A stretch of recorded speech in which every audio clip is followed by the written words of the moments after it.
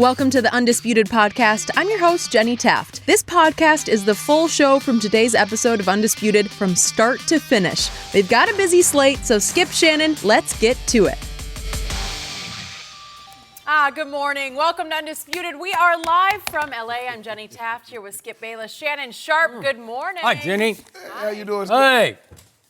So you got a new shirt on today, huh? I don't have a new shirt. Hey, yeah, you got a new shirt. You trying to keep on with it. Trying to ignore what happened last night, Jenny. I knew the Houston Rockets were sunk yesterday when that man picked them to win Game 2.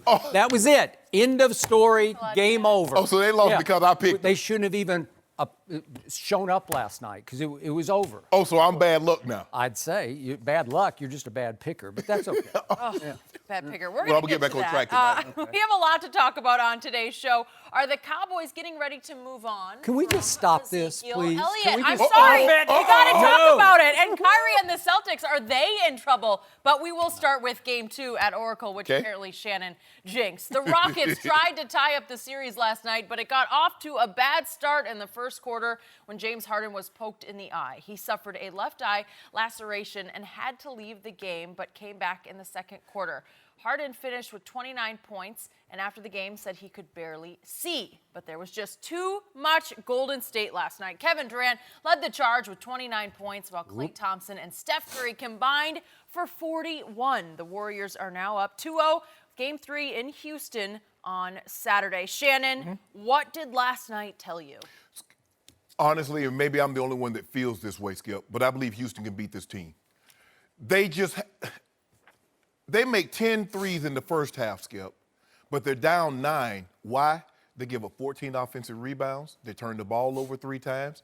You're not going to beat this team like that. You can't do one thing well, 2 things bad, and hope to beat this team. They're too good, Skip. They're too disciplined. They got 3 of the greatest all-time shooters of all time. And you can't give them extra cracks at you. And that's what the Rockets did last night. You know, James Harden had that, he got the eye laceration and he missed some time. But I thought once he came back and adjusted, you know, it's tough. You know, it's kind of hard to shoot without eyes. When your depth perception is blurry, going in and out. But I believe they can get it. Think about this, Skip. The Warriors outscored them in the first half, 20 points off turnovers. The Warriors had 18 offensive rebounds in the game. They averaged 10 in the regular season. I wanted to see a little more from Capella. He gave me 14 and 10. I wanted to see a little more from P.J. Tucker. He gave me 13 and 10. Skip, I'm still waiting for CP3 to have that game. CP3 last year might have been their best player on the Rockets. Had he been there, I believe, a lot of people believe they would have won this series. I'm still waiting for him to have that game. But you can't give them you can't give the Warriors extra possessions. Ball goes up. It's almost like, Skip, I remember watching Larry Bird and Michael Jordan.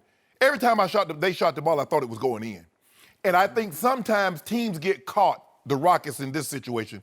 Steph shoots the ball, Klay shoots the ball, KD shoots the ball. They think it's going to go in. They standing around. Okay, the ball comes off, and then McKinney grabs it. Jerebko grabs it, dunk. Pass it to Klay, 3-point shot. You get within 3, they miss the ball. All you got to do is gain the possession, grab the rebound.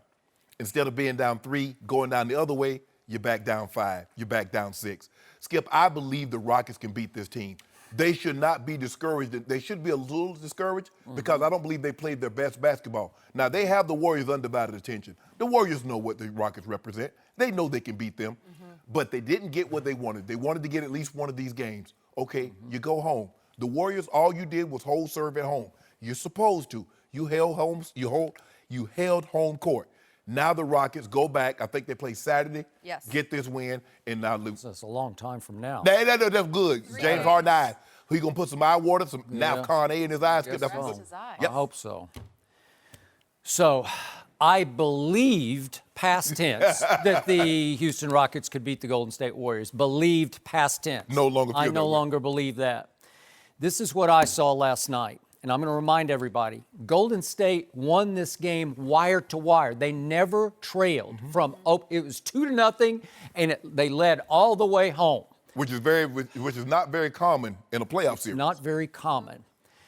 The team I saw, the Houston Rockets, they looked to me like they were mentally defeated before they stepped on the floor last night. We all know about all the controversies of Game 7 of last year's conference finals that the Rockets brass thought they were robbed of. And then we all know what happened Sunday afternoon in Game 1. I thought flat out the Rockets got robbed. And then Scott Foster got assigned to this game last night. Ed Malloy, too. And Ed Malloy, but especially Scott Foster. So the Rockets knew they were stepping on the floor against a guy who had not refereed them since February 22nd, when they all got into it with Scott Foster. And after the game, James Harden said, I never talk about referees, but he brought up Scott Foster by name and said he is rude and arrogant. And he concluded, I don't think he should ever be allowed to referee one of our games again. And he wasn't allowed until last night's Game 2. Right. So if you're in James's shoes or Chris Paul's shoes, how are you feeling stepping on the floor? You feeling a little mentally defeated, like you just really don't have a chance? Right. Like he's going to get you somehow, some way, and you're just waiting for it to go wrong from the start. Okay. You're looking for ghosts. You're waiting for the worst to happen. What can go wrong will go wrong if Scott Foster is refereeing.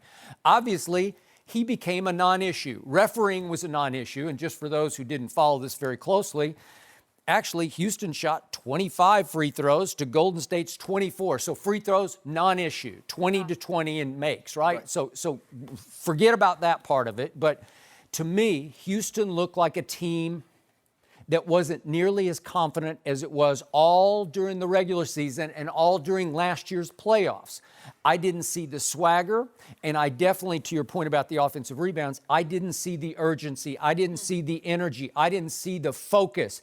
I didn't see that absolute razor's edge commitment that I usually have seen from the Rockets, that I saw all year from the Rockets, at least once they got past their shaky start. But the point is, that look what happened. James gets raked across the eyes. I assume Draymond's fingernails raked him, and he got slid over one. He got a lacerated eyelid, and he did look like he had the red eyes. So I don't know, but I think he was okay enough. So he leaves. 6:27 in the first quarter. They're down 17-8 when he leaves. And what did Golden State do predictably? Took foot off gas, right? Sure. Because Golden State's still in that are we there yet mode. Have we gotten to the finals yet? Because they're only going to do just enough. If you push them or back them against the wall, they're going to show you, watch this. And they had shown you, watch this, up to 17-8. And then James goes out. And would you believe that while he was out, Houston won the game 23-19? They outscored Golden State 23-19. And our man Austin Rivers came in and just lit it up. He scored 8 of those points and made a couple of big threes. And I love that kid. It's still a kid to me. He's actually not really a kid. But again, he comes in, like Doc has always said, he's just fearless. And nothing bothers him. Right. And he came in and made some big shots and made some big defensive plays. And then James comes back, and what happens from then on? Golden State just immediately goes whoosh, push down and accelerate, and they boost the lead right back up to 14. So again, it actually somehow weirdly helped the Rockets that James was out for a while, because it actually kept them in the game. So now we get down to your stats that you're talking about. Well, think about this. They give up 18 offensive rebounds, and they have 18 turnovers. So what's going to happen? Because to your point, they actually shot the hell out of the ball. They really shot it. If I told you yesterday going in, boy, you would have bet a bunch of dew on this. If I told you Houston would make 17 threes to only 11 for the home team, that's 18 plus points, right? Plus 18. Well, if I told you that, you'd say, Houston's got this one, right? You'd at least think they could cover. They didn't even cover the spread last night. They did not. It was close. But 5.5. I know. That's how Vegas gets you. Okay. I got it. And that was, KD turned it over twice late, and then Steph had a monumental blunder turnover at the end, but they still covered. But the point is, if you give up 18 offensive rebounds and 18 turnovers, then you're just not going to get up enough shots. Right. So guess what? Golden State shot the ball 91 times to Houston's 77. That's extraordinary. Right. You got 91 shots. You got that many more shots than 77. And so you make those twos, and then you're okay. And you win the game. And you actually won the game cruising, to me, where, you know, and again, let's talk briefly about James Harden here. I'm not going to give him any pass for last night, because The man got raked in his eyes, Skip. Okay, what happened when he came back in late in the first half? He made a three. If we could see his reaction as he went back up the court. Did you see what he did after he made that late three in the first half? He makes it, boom. And then, did you see this? Hold on, we're about to get there. He goes back up the floor, and he's doing eye drops in his eyes. So he's basically telling everybody, I got eye drops in my eyes. That's He's like, I can't even see him draining these threes out here. No, he's saying, I'm good. He's sending the message, I got this. I got eye drops. That's what he is to me. But then what happened is the game began to teeter and go south in the second half. What did we see him do the whole second half? It's hard to can't see. Sensitive to light. It's sensitive light, Skip, yeah. I can't. That would hurt. We got a lot of this. And we got a lot of dabbing. And he was still letting him go. Okay, but again, he played just fine when he came back. It didn't bother him. He said, I could barely see. I think he could see just fine. Were his eyes a little watery? Yes. Come on. What does Shannon Sharpe always say? The Hall of Famer Shannon Sharpe? No. If you step back on the floor, you got no more excuses. Well, how about this here? If you can't see, sit. How about this? Sit. Well, Shannon Sharpe has to have, happen to have a little intimate knowledge about dealing with an eye injury. Oh, okay. Shannon Sharpe suffered a fractured orbital in the ball game. Not quite the same. Yeah, it was a little different. Okay. But even coming back, Skip, to pick up the ball. I mean, did you play with it? No. No. Because you're gone, man. Yeah, I'm gone. You're gone for the rest of the year. Yeah. I missed, we only had 3 games left, so I missed the rest of the season. Okay. But coming back, because that's a fracture. Yeah. Okay. But I came back, Skip, and to readjust to all of a sudden, because my eyes still, they take your eye and they sit it on a titanium plate. So it's not the orbital, the bone structure floor like it normally is. They don't take your eye out. They just put the floor, They put the, They put the ball on the actual plate. But anyway, but it does change the depth perception of things. And so I can imagine we've all been, poked in the eye and pick up or whatever, and it does change. That's not an excuse. I think the biggest reason wasn't because James got poked in his eyes. The biggest reason they lost, they gave up 18 offensive rebounds. They turned the ball over 18, as you mentioned, 18 times. You just can't win. Skip, if somebody would have... You can't win on the road doing that. In the first half, you make 10 threes, but you go in at the half down 9 because you turned the ball over 13 times. Well, that's why.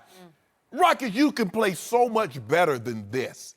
And, Steph dislocated. And Steph is not, he hadn't had that lights-out game shooting. Neither has Clay. No. But, Skip, the thing is they're still making too many mistakes. And even though they're not making, okay, Steph's going to come off screens. Clay's going to come off screens. Whomever guy is setting the screen, you must fight over the top. And if your guy rolls, the guy that's supposed to be covering Steph or Clay will pick them up. They're getting off wide open. They missed them. But there were a couple of times they got off wide open threes, and the guy's looking at it like, what? You got him. Didn't y'all discuss that in film study? Those three, when those guys make threes in that building, Skip, I can imagine it's probably like back in the 80s when Phi Slamma Jamma, University of Houston, Clyde Drexler, and Olajuwon was dunking. It ignites. That's what the three-point does for them, what dunks do for most teams. That's their dunk. The three-point shot by Steph, Clay, and KD. And when Steph letting them go from 35, the roof comes off the building. Houston can Skip. Okay? You know what? Give me some dew. I want dew on Saturday. Dew on Saturday? I want dew on Saturday. Really? And yeah, the Rockets got this. Huh. How many points you Straight get? up. I'll think about it. Straight up. That's how confident I got. We got a lot of days to go until Saturday. That's what I'm thinking. I called James. You think, James, he hearing what you're saying? I hope so. Because I still you done gave up on it. Why you hope so? I don't trust his mental toughness. But he's had lots of incidents where he has come up small in the postseason. He had a phenomenal year. His achievements this year were just up there with anything Russell's done with the triple doubles, right? Yeah. He changed the way basketball is played. But can you continue to do it against a really good defensive team? Because what did they do last night? What did they just take mostly away from James at the end, especially in the fourth quarter? He just can't pick and roll with Capella because they're too smart. Right. Once he rolls and he's looking for the lob, they got like 3 guys on from back, It's almost like they're calling the play before you're trying to play. And for me, I wouldn't even pick and roll with Capella. I'm putting Clay in the pick and roll the whole day, Skip. I mean, that's what they try and do. They really try and keep him in the pick and roll and try to zap some of that energy. But it's going to be interesting to see how Steph, and that's on the opposite hand, that dislocated finger is. Yeah, true. I just don't think it's a problem. No. My issue, my history, I haven't had any, but with all the players I've covered, it's usually in 48 hours of soreness, and then you're just going to be fine. sore the next couple of days. I know, but and they don't play till Saturday. They don't play till Saturday, Yeah. so I say it's zero issue. Yeah, you're probably right because it's on his non-shooting hand. I dislocated my ring finger on my catching hand. That's a problem. It's you used to catching the ball like this, and now you got two fingers together. And some guys play like that. Some guys like to tape their fingers together. I couldn't tape my fingers together. I need them spread apart. Is that a John Elway bullet? Huh. No, actually, I did it in Baltimore. I tried to brace myself and put my hand down like this, and it snapped out. Okay, I got it. So the weirdest thing about the end of the game last night was I'm sitting there trying to keep my Dozing eyes off. open. Yeah, me I'm too. like, okay. I was like, okay. And all of a sudden, I look up with 50 seconds left, and it dawns on me, Chris Paul is going up to shoot a three-point shot, and if he makes it, Down 3. it's a three-point game. Well, it doesn't even feel like a three-point game, and he didn't make it. Right. And within seconds, because then we get to 22.7 seconds, they're already Golden State back up 10. So it's again, are we there yet? Oh, wait, he had a 3 to cut it 3. Okay, we got to do this again. We got to do a little bit more. So we do this. And that's the end of that deal. So the point is, they just did whatever they needed to do to assert their dominance, and I think they imposed their will on this team. So I will lean toward taking your bet on the next game because remember, they played 4 times in the regular season. What happened in the last game at Houston? Kevin Durant did not play, and Golden State won the game, right? Yeah. Well, that won't happen now because you saw down the stretch 3 straight times who they give the ball to. And that mid-range jumper. To the best player on the planet. Just yes, say they Kevin, did. All you have to do is say you Kevin. asked me, and I answered. They gave the ball to Kevin Durant. But, Skip, you cannot I'm looking at this. Andre Iguodala had 4 offensive rebounds. Jerebko had 2. Kevin Looney had 3. That's called desire not to. They just wanted the game more than Houston did. You've done your job, but your job is not complete until you gain the rebound on the defensive end. Don't think because, they missed. We good now. No, you got to get the ball. You had opportunities. You're down 3, or you're down, you're down. You could tie the ball game, or you're down 3, and next thing you know, you're down 5, you're down 6. Okay. That's going to be the difference. You watch out, Capella going to have a 20-point game. Well, obviously, all of a sudden, Game 3 becomes absolutely must-win for the Houston Rockets, right? Yeah. It's kind of like what the Bucks were, the situation they were in last night, where you better win that game. Yeah, you can't go. Well, the Bucks could ill afford. We're going to talk about them. They can't go. You can't go to the last time a team, number 1 seed, went down 0-2, and they started at home was who, Skip? Last year, the baby dinosaurs. Old King James swept them right out the building. You remember that? Do I? Yeah. Yeah. Want some do on that too, though.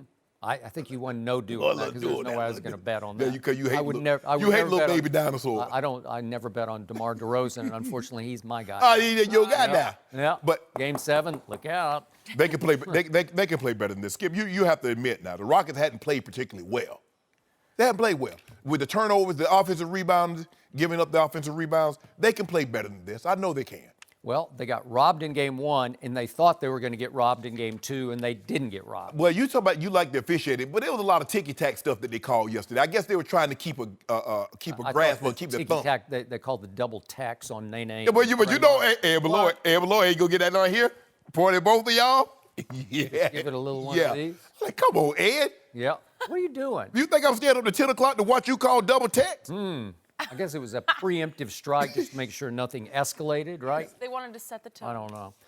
But the bottom line to last night you brought up, it's just, we've known for 2 years now that Kevin Durant has eclipsed LeBron James as the best player on the planet. Did he not show you again last night? There's nothing like him. He has taken it up to a level nobody has ever seen before. LeBron James has ever known this level. He's never. Stop it! You stop it, Skip. He has never known the ability just to rise up over anybody at any moment and make a jump shot. Skip. LeBron can't do that. The man averaged 32, 10, and 11. Yeah, but this the guy's man nuclear. Huh? Now, you see the man average 34, 8, and 8 for the entirety of the playoffs, Skip. What you know do how we many see games him they played in do? the playoffs? What do we see him do in 2 Game 3s back-to-back NBA Finals Yes. in Cleveland? But stop, I want you to stop making it seem like LeBron James is fettuccine. No, because he's not. Fettuccine, but he's just not the best player on the planet. You got to give it up. Do you officially No. concede? Kevin Durant is the best player playing in these playoffs. Oh, please. Do you really think? I mean, LeBron's an older man now. Okay. I didn't say old man. He's just older. Older. You know? And still giving them, putting that work in. Well, he can Okay, put some I work want you in. to, I want you to, come October, when they start this season back up, I want you to have that kind of energy, what you got right there. You see how you talking crazy, talking sideways about LeBron? That's the energy I'm going to need you to have all of next year. In 2019 and 2020, I'm going to need that kind of energy, Skip, that kind of You passion. always get it from me. Oh, yeah, I You want that. get it. When I LeBron don't come out have here any dropping worries these trip about dubs, and we probably like the number 2 seed. Yeah. Might be number 1 if we mess around and get you-know-who. Well, I thought KD and Kyrie were going to team up and go to the Knicks, and now maybe after last night, KD's thinking, you know what? I think I better go alone this time. I don't need him. Yeah, but dude, stop. Huh? Skip, you know superstars go. It's not like KD shot the ball exceptionally well. He was 9 of 22. Big shots, fourth quarter shots. No question. But Need a basket, give it to the nuclear But you saw what weapon. Kyrie did game 1. Yeah. You saw Kyrie was that game 3 when he dropped that 37 against Indiana. Okay, he can do it. He's more than capable. And most superstars will have a bad game in a series, one game. Watch what he does his first home game. You know, last night James Harden tried in the fourth quarter to guard Kevin Durant. Yeah, I noticed that. And he would stand next to him on the inbounds pass, and I would look at him, and James Harden is 6 feet 5 inches tall, Yeah. and he looked like a little man. Yeah. No, seriously. You could tell I mean, the difference. Kevin Durant, 7 foot he tall. is 7 That's feet wild. tall. Yes. I mean, he wants to be listed at 6'9". 6'11", yeah. No, 6'9". No, he ain't no 6'9". That's what I'm saying. But he's 7 feet. And not only 7 feet, but he is a long 7 Yes. feet. Yeah. So when he rises up. You can't blame him. He's gonna already bother 7 feet, that? so he's shooting the ball at the apex is about 10 feet. So what you going to do with that? Okay. He can get to the basket, he can put it on the floor and get to the rim. He can tack the rim. His mid-range game, he can turn around that step back off 1 foot. He got three-point capability, and he's a 90% free throw shooter. So what? So what? What are you going to do? I mean, my You're guy just can going do all to- that, but he just happens to be like a 70% free throw shooter Yeah. right now. You just got to give it up. It's just hail Caesar. He's it. Nope. Right? Nope. Yeah. I can't do that, Skip. I mean, there'll be a time we got to see this thing play out. He thrives off of people like you, Shannon. Doubt him, does. though. No, I ain't down KD. I know what he represents. But I know what my guy represents. Shannon. Yes. He's Kevin Durant. I- Remember, he's Kevin Durant. You know, watch next year, bro. Hey, the King's still here, right? Really? The King's still here. Oh, I thought he was going to become The King has not vacated the castle. Here, he's tweeting He's away. not going to become a full-time actor? Oh, I thought he was. You know what, Skip? I don't know. Well, I don't think seems like- full-time. well, Not yet. Part-time? Not I don't yet. know. Yeah. I mean, look, Skip, sometimes we see a succession of power. Yeah. You see in Japan the chrysanthemum, you know, the emperor. You know, you had Hirohito and now the grandson, Naruhito. Okay. Okay. So? But LeBron ain't going nowhere. He ain't abdicated that throne yet. he hasn't? Yeah, no. He's I'm going to hold on this thing probably till 2021. I'm going to read up about that. Okay. Yeah, he said, I'm going to hold on to it to 2021, and then I'll vacate my throne. Unfortunately, he's got the wrong people running his throne. Yeah, Right? that's exactly A little yeah. bit of drama. We will get to that We later. are. I can't believe I'm actually saying this, but are the Cowboys ready to move on from Zeke? Did you put her up We'll to that? discuss that next. Don't forget, you can check us out every day on the Fox Sports Channel on SiriusXM. We'll be right back. No mercy. Spring is finally here, and if you're looking to get back into a great workout groove, we have to tell you about the latest from Peloton, the Tread. It offers an expansive range of boot camp, running, strength, walking, and stretching classes that reimagine the at-home total body workout experience. With Peloton Tread, convenience is key. Bring the best total body instruction to you at home on your time. Peloton knows you're busy. Classes range from 10 to 60 minutes long, so you can fit in a workout on your watch. Peloton Tread also provides access to trainers there to guide you through a wide variety of workouts. Work up a sweat with world-class instructors who are running, walking, stretching, and training by your side. The motivation is real-time, and you never repeat the same workout unless you want to. The 32-inch HD touchscreen and powerful built-in soundbar make the Tread the most immersive and captivating workout experience. Don't miss a beat in a workout that feels larger than life. And with Tread, you can see your progress all in one comprehensive place. You'll be able to push yourself to new personal bests by tracking total output, distance, and heart rate. Discover the immersive and challenging total body training you can get from Peloton Tread. Peloton is offering listeners a limited time offer. Go to onepeloton.com, use the code UNDISPUTED to get $100 off accessories with the purchase of a Tread. No mercy. How about this? Are Ezekiel Elliott's days in Dallas numbered? Pro Football Talk wrote yesterday that the Cowboys may be planning on life without the star running back. His rookie contract is up after the 2020 season, and for now, there haven't been any known talks of an extension. Zeke has led the league in rushing twice in his first 3 seasons, but adding another wrinkle to this story is the fact that the Cowboys took 2 running backs in the draft. So, Shannon, can you see Dallas moving on from Zeke in the next couple years? I could, and it wasn't just 2 running backs, Skip. They took 6th and 7th round draft picks. That's one thing. They took a guy in the 4th round. And normally when you take a guy in the 4th round, you expect him to make the team. Because if I'm not mistaken, I think the quarterback was drafted. What round was he drafted in, Skip? Well, see, Tom Brady was in the 6th I round. ain't talking about that. I'm talking about the quarterback of your team. Tom Brady's not the quarterback. 4th round. The league made a big mistake on him. Yes, they did. Yeah. Skip, here's the thing. For the longest time, people have knocked Zeke because why? He couldn't catch the ball like a Todd Gurley, like a Le'Veon Bell, or David Johnson. So what did Zeke say he worked on? Zeke says, I worked on my ability to catch the ball, and last year he showed. So now he possesses that. Now Zeke is a guy that can catch, 45, 50 balls in a season. So now we think of him as a great all-around back, not just a pure running back. Zeke ain't trying to share no workload because guys that share workload don't get big paydays. Guys that take the workload, they get big paydays. And it seems we haven't seen the running back, Skip, get that big second payday in a long time because you see how it played out in Pittsburgh. Franchise, I hold out, I go get the money, but I don't get quite the money what I thought I was going to get. So I can see this happening, Skip, because the one thing we saw Todd Gurley get the money, but now it's being reported he has an arthritic knee. And it doesn't look, and now all of a sudden, see, for me, I don't know if you noticed this, Skip. My cell service, you know what I do, Skip? I buy like 1,500 minutes a month. See, I like to pay as I go, because I don't want one of these old big old plans, have 200,000 gigabytes, because I ain't going to use all that. So I'm going to pay as I go. So why would I go ahead and give Zeke another $50 million in guaranteed money and then have him, here he is 1 year into the deal, and he steps off a cliff? So, because you do know, regular season and playoffs, Zeke lead the league in carries and touches. He led the league in rushing 2 of the 3 years, and the year that he didn't lead, he led the league in yards rushed per game. Had he played those 6 games, he'd have been 3 for 3. And so the Cowboys like, normal rule of thumb, workload back, divide the 3, carry the 1. Almost 400 touches last year, Skip. I can see this happen. I know it doesn't sound good, but plus, how they gonna play all these guys? That's what I worry about. Dak want his money. Coop want his money. Byron Jones want money. Jalen Smith want money. They got 3 offensive linemen making top dollar. Somebody got to go. DeMarcus got his money. Yeah, D-Law got his. Yeah. I like how you nickname all my guys because at heart, closet Cowboy fan, fascinated by the Dallas Cowboys. Loves to talk about them more than I do. But here's the thing, Skip. Having been in the locker room, nobody goes by their actual name. You know that. Everybody goes by nickname. Those are good. By the way, I should point out to Jenny, this man has 2 phones, so that's I 2 know. plans. So I over here, I only have 1 phone, and that's Zeke. That's all. That's the only phone I have to worry about. So you got all them extra minutes. All the minutes be going away. I only have 1 phone because I don't have any secrets or anything. I don't need I ain't got no phone. secrets. It's a secret. Hey, you go. Hold on. What? How about? Hold on.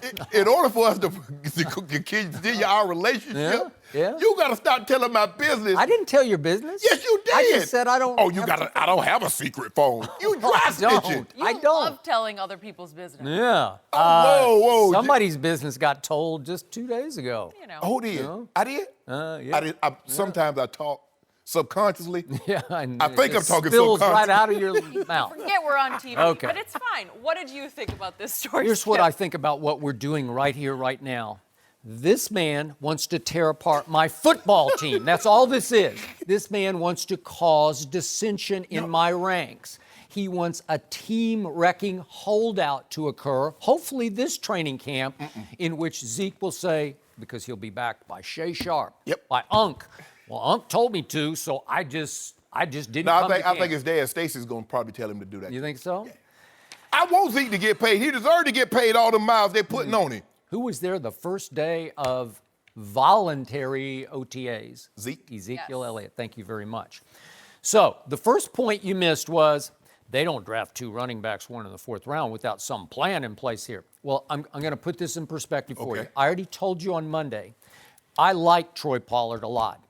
And I watched him a lot when he played for Memphis. He's not really a running back. There's no way he can be a backup running back because even last year on the Memphis team, he had the third most yards rushing on that team. He's more of a receiver and a kick returner. He's more of a gadget guy. He's more of a luxury to have. Y'all got one of them. Even though I got it. He's a little different because he's a little bigger because he does go 208 pounds. But at his pro day, he ran 4.38. So Stephen Jones was probably a little embellishing, a little exaggerating, a little overreacting to say, we got our Alvin Kamara. Okay, that's who they think he is because he can flat out, you can line him up in the slot and he can go catch it. But your bell cow is Adrian Peterson, not Mark Ingram. Okay. Are you comparing Mark Ingram to Zeke? No, I'm not. But no, again, I'm talking about Stephen. Yeah, but again, Troy Pollard's just a luxury, right? Mm-hmm. So the point is, they drafted Mike Weber in the 7th round to be some sort of a backup to Zeke because, remember, he went to the Ohio State. Mm-hmm. So he knows Zeke. He was actually recruited to replace Zeke in his first year. It'd be his redshirt freshman year. Mm-hmm. He had 1,000 yards. So he is a workmanlike, give you an honest day's work kind of a back. And he goes about 211 pounds, and he ran 4.47, so he's okay. Whatever you block for him, if that line can open holes for him, he'll get what you give him. Right. And he'll try hard, and he'll fight and scratch and all that, but he's not Ezekiel Elliott. No. But can he be a decent backup? Maybe, but he fell to the 7th round, so nobody had any interest in Mike Weber until Dallas took him in the 7th round. My point to you is they're not trying to replace Zeke with these 2 draft picks. It has nothing to do with Zeke. They don't have a quality backup. They got kid. Does Zeke want a new contract? Yes or no? Well, sure he does, but again, he got a big contract that Dak did not get. Did he not get? He got $24.5 million guaranteed before he played a single down in the National Football League. He was the 4th overall pick. Yes. And because of that, what do you sacrifice when you get $24.5 guaranteed up front? You sacrifice 1 whole year on the backside. Yes. Because they have a 5th-year option on first-round draft choices. They do not have that option on 4th-round draft picks. Right. So all of a sudden you're in a more precarious situation with Dak Prescott. And obviously, I'm still shocked they haven't gotten Dak done yet because he's now going into his final year. Okay, but the point is, the bar keeps going up, up, up. It goes up Russell Wilson, and then all of a sudden Ben gets another big bump. And all of a sudden you're saying, wait a second, because Dak Prescott's going to want somewhere up in that echelon, right? Yes. Okay. He ain't cut you no deals. So trust me, as we speak, they're negotiating hard to get Dak done. And I'm pretty sure they'd like to get it done before training camp starts. I would like for you to get, and if I'm Dak, I want to get it done. Okay. But with no discount. Okay. Because this is what, and see, players, I hope you're watching this. I hope you're listening. This is why you don't give discounts. Mm-hmm. You don't give rebates. Skip, there's a reason why Four Seasons don't put their hotel rooms on sale. Because once you do that, guess what? Everybody expects a sale. Once you start taking pay reductions, everybody, that's the expectation. I'm not getting paid full price or go down the street. So I still believe Jerry will get something done to extend Ezekiel Elliott. But now let's look at the cold, hard facts of this. What's Jerry's history with running backs? Let's go back to 1993. Emmitt Smith, what happened? Emmitt had to hold out. And he was right in the same spot after 3 years that Zeke is right now. Yes. And I was covering that team, so I know it all too well. And it was painful to watch because it got ugly. They went 0-2. Okay? They lost their first 2 games. They lost at Washington. They came home and lost 13-10 to Buffalo. And Charles Haley literally threw his helmet through the locker room wall. He caved it in. Yep. And Jerry walked in and saw that and thought, I think I better get this one. I've never seen anything like it. Because after the game, guys were talking, we need to sign Emmitt. Yeah. We need it. You know what I'm saying? We need to go sign Emmitt. So they did go sign Emmitt, and he actually took a hometown discount. It wasn't that big of a deal that he finally took because I think he wanted to come back as much as Jerry needed him to come back. And what happened the rest of that year? They won the Super Bowl. And what did Emmett do the rest of the year? He won the MVP of the year, and then he won the MVP of the Super Bowl. Yes. So did it work? Yes. Did Jerry sit back and say, I played that correctly? Yes, he did. Because how can you argue with that? No. But right? Skip, the thing is now is that when you say, well, Emmett didn't get what he wanted, you have to understand the money was not even close to what it is now. It is not close. I mean, even what quarterbacks, I mean, I remember John got a new deal. John got a new deal for $5 million a year. It's crazy. No starting quarterback wants to make $5 million a year. Okay, Now I got it. 25. What's the difference between Emmitt Smith and Ezekiel Elliott? To me, Emmitt Smith was the greatest make you miss there ever was. Yeah, you ain't getting no clean He shot. ran away from contact. Yeah. As Norv Turner used to tell me, greatest quickness in a confined space I've ever seen. Because he had that little dart dash, where you just couldn't get the quote-unquote kill shot on him. Right. So how many years did he play? 15.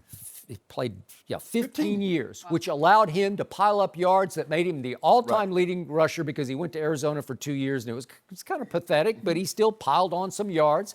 So he's the opposite of high collision Ezekiel Elliott. Right. Is Zeke a workout warrior? Probably not. And Emmett wasn't either. Yeah. But the point with Zeke is, when it's 3rd and a yard, he will run through the brick wall. And when he breaks it into the secondary, sometimes he just looks for somebody to run his butt over. Because the thing is, when you look at Emmett, Skip, when you have this many yards, that means you have a lot of carries.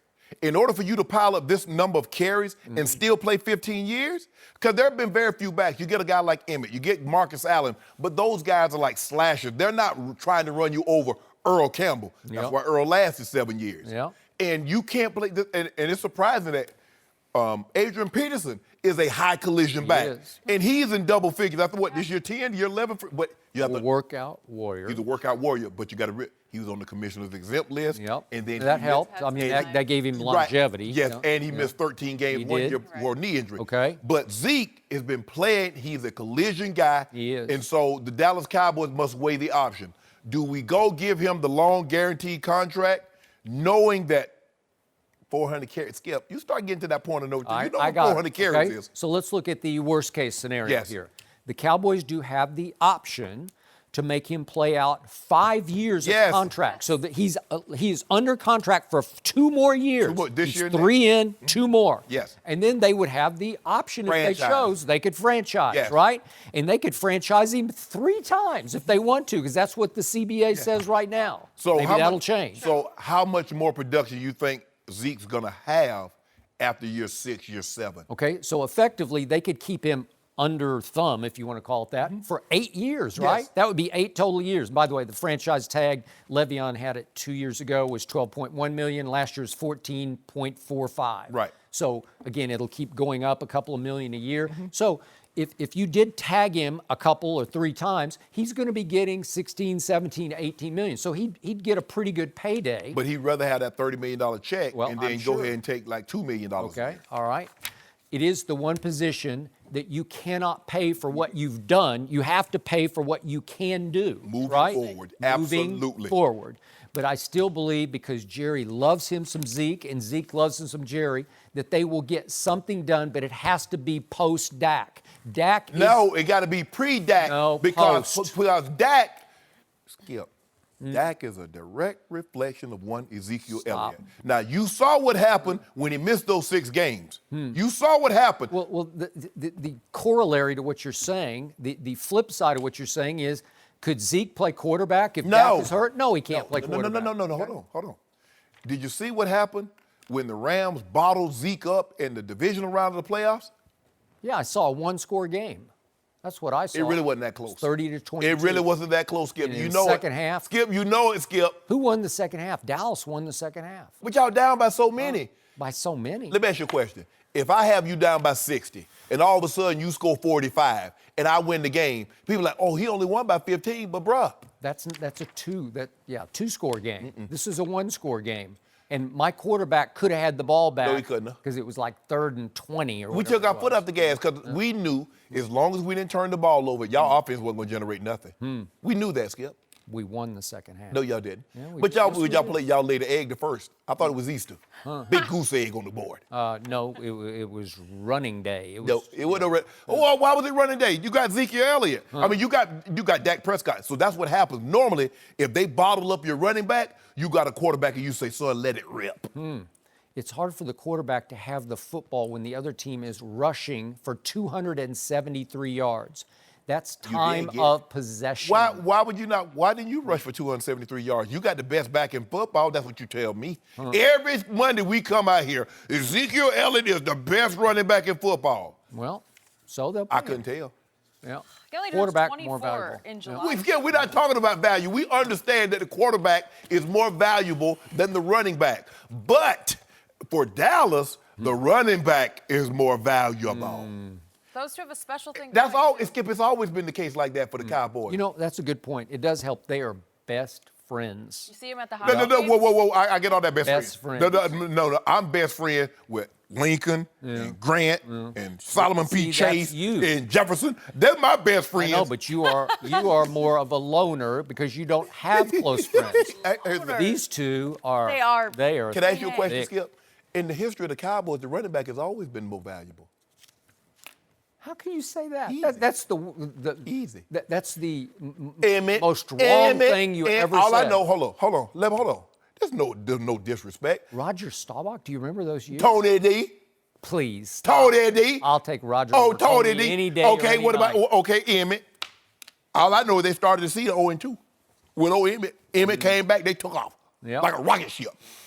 What happened? And now Zeke. When Zeke run, Dak win. Zeke no run, Dak no win. It's simple. Zeke did not run against the Eagles when Dak threw for 243 Yes, in the he fourth did, Skip. quarter. He had over 100 yards. Oh, please. Not in the fourth quarter and overtime. Skip. The quarterback took He the had a game career, over against He had a career your day. lousy He had quarterback. 259 total yards, remember? My guy had the career day. Zeke had the most total yards he's ever had. How did that quarterback do for the Eagles? We ain't talking about him. No mercy. We got to talk about what we saw in Milwaukee last night. We saw a whole different Bucks team. Milwaukee blew out the Celtics to tie up the series 1-1. Giannis Antetokounmpo led the charge, 29 points, 10 rebounds. On Boston's side, Kyrie Irving had an awful game, guys, going 4 for 18 from the field. And afterwards, he said, quote, "This is what I signed up for." Game 3, Friday night in Boston. Shannon, are you surprised by the Bucks' big win? I'm surprised the margin of the win. The margin. I'm not surprised they won the game. Skip, they knew they couldn't go down 0-2. You go down 0-2, you're getting swept. You go into a team's building, now you got to somehow try to find a way, scratch and claw, to steal one of these games. Look, Giannis found a way. They had forted him off. They built the fort up around the rim the first game, and he wasn't able to break that fort down.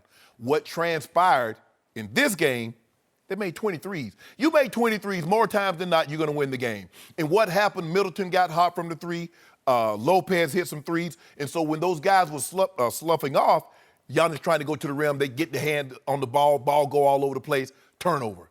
Now he said, okay, here's where you're coming from. Let me kick this thing to Middleton. Boom. Now all of a sudden, you can't help on Giannis. You got to stay on Middleton. But Skip, I've watched the Milwaukee Bucks a little bit this year. The guy that doesn't get enough credit, and normally when they win, he plays exceptional. And that's Eric Bledsoe. He had an awful game in game one. He won me a case of dew one Friday night here at Staples. He did. He took the game over. On the day he got his contract extension. Remember that? Why you got to bring up old news? Well, it was good news. I did not see this coming, Skip. A 28-2 run, 24-2, something like that run, the end of the third, start of the fourth quarter, they blew the game wide open. So I'm not surprised that they won. I'm surprised at the margin of victory in which they used. And if you could tell me they're going to get 29 from Giannis, they're going to get 28 from Middleton, 21 from Bledsoe, I'm going to say they're going to win a lot of games because those big three guys are very, very important. And Giannis was unbelievable. He's finding a way. He hit a couple threes. And if he could do that, Skip, because they're going to play off him. Because they know he can Euro step from half court and be at the rim dunking. So you don't want him to do that. But if these guys can hit threes around him and guys can't help off, can't help Horford, can't help Baines, Milwaukee can do what we think they can, and that's win this series. So, to Jenny's question, I was stunned by what I saw Really? last night. And I was extremely disappointed in what I saw or didn't see from the Boston Celtics. I said they would win this series. In fact, I proclaimed after game 1 that it was already over. You did. I still think Boston will win it in 6 games, which is what I thought originally. Okay. But last night horrified me because I'm going to remind everybody, with 1:14 left in the first half, Boston led this game 51-50. In the first quarter of this game, Mr. Giannis scored exactly no baskets. He didn't make a single field goal in the first quarter. And all of a sudden, the threes started to rain from the sky. Yep. And before I could sort of absorb what was happening, the Milwaukee Bucks had taken the most threes they've ever taken in a playoff game and made the most threes. They made 20 of 47 three-point shots, both playoff franchise records, 20 of 47. Well, I'm here to say, if they make 20 of 47 from here on, they're going to beat Boston. They're going to beat whoever else in the Eastern Conference Finals, and they're going to beat Golden State because that's unbeatable. Yeah. And what astounded me. But they took the second most threes, though, Skip. People don't know that about Milwaukee. They attempted the second most threes. I got it. But this is like 47 is a lot of threes. And once they started falling, once Chris Middleton, who, by the way, did make the All-Star team, once he started making them and he made 7 of 10, then everybody, it was just contagious. And they fell from everywhere, from everybody. And the third quarter was shocking to me because Boston got blown off the map in the third quarter. It was 38-19. Milwaukee made 6 threes in the second quarter and 6 more in the third quarter. Well, that's just hard to deal with. It's hard to fight that off. But now to my man, Kyrie Irving. After I proclaimed him suddenly happy after game 1, I don't know what he was last night. He had an off game. Off game, 4 of 18. Yes. And then I love Rozier when he comes in because he's like a mini, sort of another kind of a Kyrie. And then what happened to him? Look at what they did. So Kyrie went 4 of 18. Rozier went 2 of 10. So that's 6 of 28 combined. That's Jason Tatum in there. Jason Tatum is missing in action. Oh, What has happened to him? What happened to Mamba mentality? He looks more like a garden snake to me, doesn't he? Does he not look like a garden snake? Who is he? Yeah. What happened to that kid last year? Didn't he go because that's what everybody does now. They go train with Kobe. And Kobe said this. Kobe said I need to pick my left foot up first, then put the right one in front of the left one, and that's how I walk. That's what everybody, because Kobe, this jobber, he's just this oracle. Okay. What's going on? Jason Tatum, is he still the linchpin in a potential Anthony Davis trade? Oh, yeah? Who would you rather have? Would you rather have Jason Tatum or you rather have Brandon Ingram or Kyle Kuzma? Give me Jason Tatum. Oh, for real? For real. Okay. So in the first 2 games of this series, he's a grand total of 4 of 17. He's 0 for 3 from the three-point line. What? But here's the thing. He's the guy that's been most impacted by Kyrie's return. I guess so. Because a lot of those shots, Skip, he was the guy. They put the ball in his hand last year down the stretch a lot. They did. Now, he's not going to see the ball. Kyrie got the ball. Kyrie had an off game. Now, watch Kyrie come back. He'll come back next, I don't know when they play. Friday. In Boston. And he'll drop 25, 30 with about 7 assists. That's what Kyrie's capable of. He better. Well, Kyrie, he going to dance on him. Yeah. Give Bledsoe some credit now because he lit Bledsoe up the first game. So it appeared to me in the third quarter that Boston finally just threw up its hands and said, okay, if you guys want this badly, we'll just see you in Boston. But what you supposed to do? And they just threw in the towel because they trailed by 31 points. But Skip, what you supposed 31? to do? 31? With all those threes going in, what are you supposed to do? I guess, but you know what? Good teams or great teams or potential championship teams, they don't usually lose. I know there have been aberration games. There was the Memorial Day Massacre, Celtics, Lakers. 84.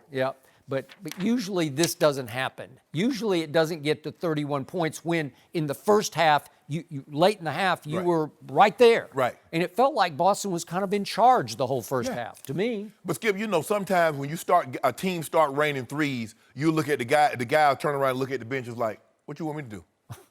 I mean, and that's what happened. Middleton is coming down on the break, going between his legs and pulling up. He was. Coach, what you want me to do with that? And listen, this team, when it gets out running, because Boston, if you let them play half-court pack-it-in defense, they're pretty hard to score on. Yes. But if you start pushing it up the floor and take fast break threes that are wide open, all of a sudden the lane is going to clear out for one Giannis Antetokounmpo. Right. And what did he do in the third quarter? He had 15 and 6 rebounds. Yeah. For a lot of guys, 15 and 6 is like a good game, right? Yes. And he had that in the third quarter. But that's the thing, because you can't put the fort around the basket when guys are making threes. No, you can't. So, and he knows, and he did a good, give him credit, Skip. He didn't force it. Hey, I'm a kick. Guy started dropping, and the next thing you know, now all of a sudden I'm one-on-one with Al Horford. I'm one-on-one with Baines. I'm one-on-one with a Jaylen Brown. Yep. Okay, I'll take that matchup. Boston did not kick back. No. So but see, guess he what? got tired of y'all talking about Al Horford. Al Horford D'd him up. Well, he did. Okay, yeah. Okay. He did. Take that with you, Al Horford. Okay. Sleep on that one. I thought he D'd him up in the first quarter. He did. Okay. And then all of a sudden, guess what? Them threes started making started it. falling. And then he couldn't get any help. He said, Okay. well, hey, sleep on the plane and take that with you. You'll be dreaming about me. So the shock to me was Boston just imposed its will in game one. And all of a sudden, Milwaukee didn't just win the momentum back. They just grabbed it and seized it and pulled it back, and they're going to take it with them to Boston. Well, if I'm Boston, I feel very good. Yeah, I could choose to be greedy and say, hey, I wanted to be 0-2. But when you go on the road, Skip, the only thing that you can hope for is let me get a split. I get a split, and I get to come home for 2. No, I got Sleep in my bed, my crowd. And role players normally play better at home. Well, I like where I am if I'm Boston. Okay, well, we'll see how Boston handles the pressure, because the pressure just went back on Boston, because all of a sudden, if they don't win game 3, if Milwaukee continues to roll in game 3, then they're in trouble. Yeah. Crazy how much can change in a I know, day. just like boom. When yesterday we thought, oh, it's over, and then we see a team like that in Milwaukee. Giannis. All right, how unhappy is LeBron right now? What is going on with the Lakers front office? Something new every day. We'll tell you next. No mercy. Don't forget to thank the real pros this Mother's Day. Where would you be without your mom? My mom is a pro at making me feel so loved and taken care of always. She will laugh at me for saying this, but she's also a pro at shopping. She really is my personal shopper, and it's something we love to do together. Then there's my grandma. She's simply the best, always making me smile. And I have so many friends who are incredible mothers. I want to make sure to tell them just how special they are on Mother's Day. My personal favorite bouquet is the Mother's Day Spectacular. It's crafted from their ever-popular stargazer lilies and blue iris, and is a spectacular way to celebrate any occasion. A great new baby gift, perfect for housewarmings, welcome home events, and most importantly, it makes for a fantastic Mother's Day gift. Plus, it's only available at Pro Flowers. If the Mother's Day Spectacular isn't for you, Pro Flowers lets you choose from a variety of other bouquets and unique vases that suit every mom's style. Then simply select the delivery date you want. Pro Flowers then carefully packages your flowers and delivers them fresh from the farm with express delivery, which means her flowers stay fresh. Right now, get 1 dozen assorted roses for $19.99. Double the roses and get a premium vase for just $9.99 more. Visit proflowers.com. Click the microphone in the upper right corner and enter my code Undisputed. That's proflowers.com. Click the microphone code Undisputed. Mother's Day is May 12th, so don't wait. Order like a pro and get this amazing rose deal to thank all the moms in your life. I'm honestly going to go make my order right now. No mercy. It's time for an upgrade sponsored by Napoleon Grills. Upgrade your grilling game.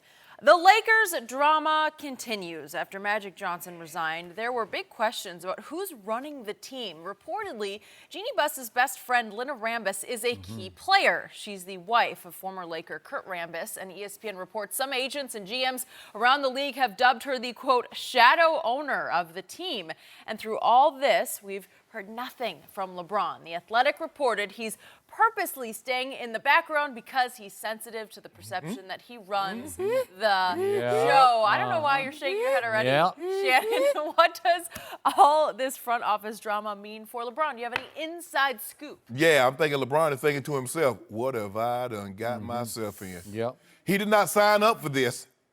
He signed up because he thought he was coming to maybe a name only now, one of the most storied franchises in all pro sports. And now we over here dealing with Sideshow Bob and all. We got people that, look, Jeannie Buss can run her team however she wants, but most successful business people, they don't have their friends. They have friends in positions, but they hire when you want to elevate or move the company forward. You hire the best people and you let them do their job. Yep. I don't get this. I'm looking at this. I'm like, okay, now I want to know who's in charge, Skip. Is it Jeannie Buss? Is it Rob Pelinka? How much influence does Linda Rambus have? I'm confused. LeBron is like, hold on, wait a minute. What have I got myself into? I tried to leave this. I left Cleveland. You mean to tell me I left Cleveland, my big old 35,000 square foot home with a barber's chair and all that stuff, my I Promise school, I left that for this? You know what? The mere fact that when that report came out, Rick Bucher saw it on our show and said, you know, there was a point that Jeannie Buss thought about trading LeBron James. He said that. LeBron like, Yep. you know what? I might go to Jeannie and ask for that trade. Because y'all don't know what the H y'all doing up in here. Skip, this is embarrassing. This is embarrassing for a franchise. Dr. Buss, rest his soul, I know he's rolling like, what did my kids do to my once proud franchise?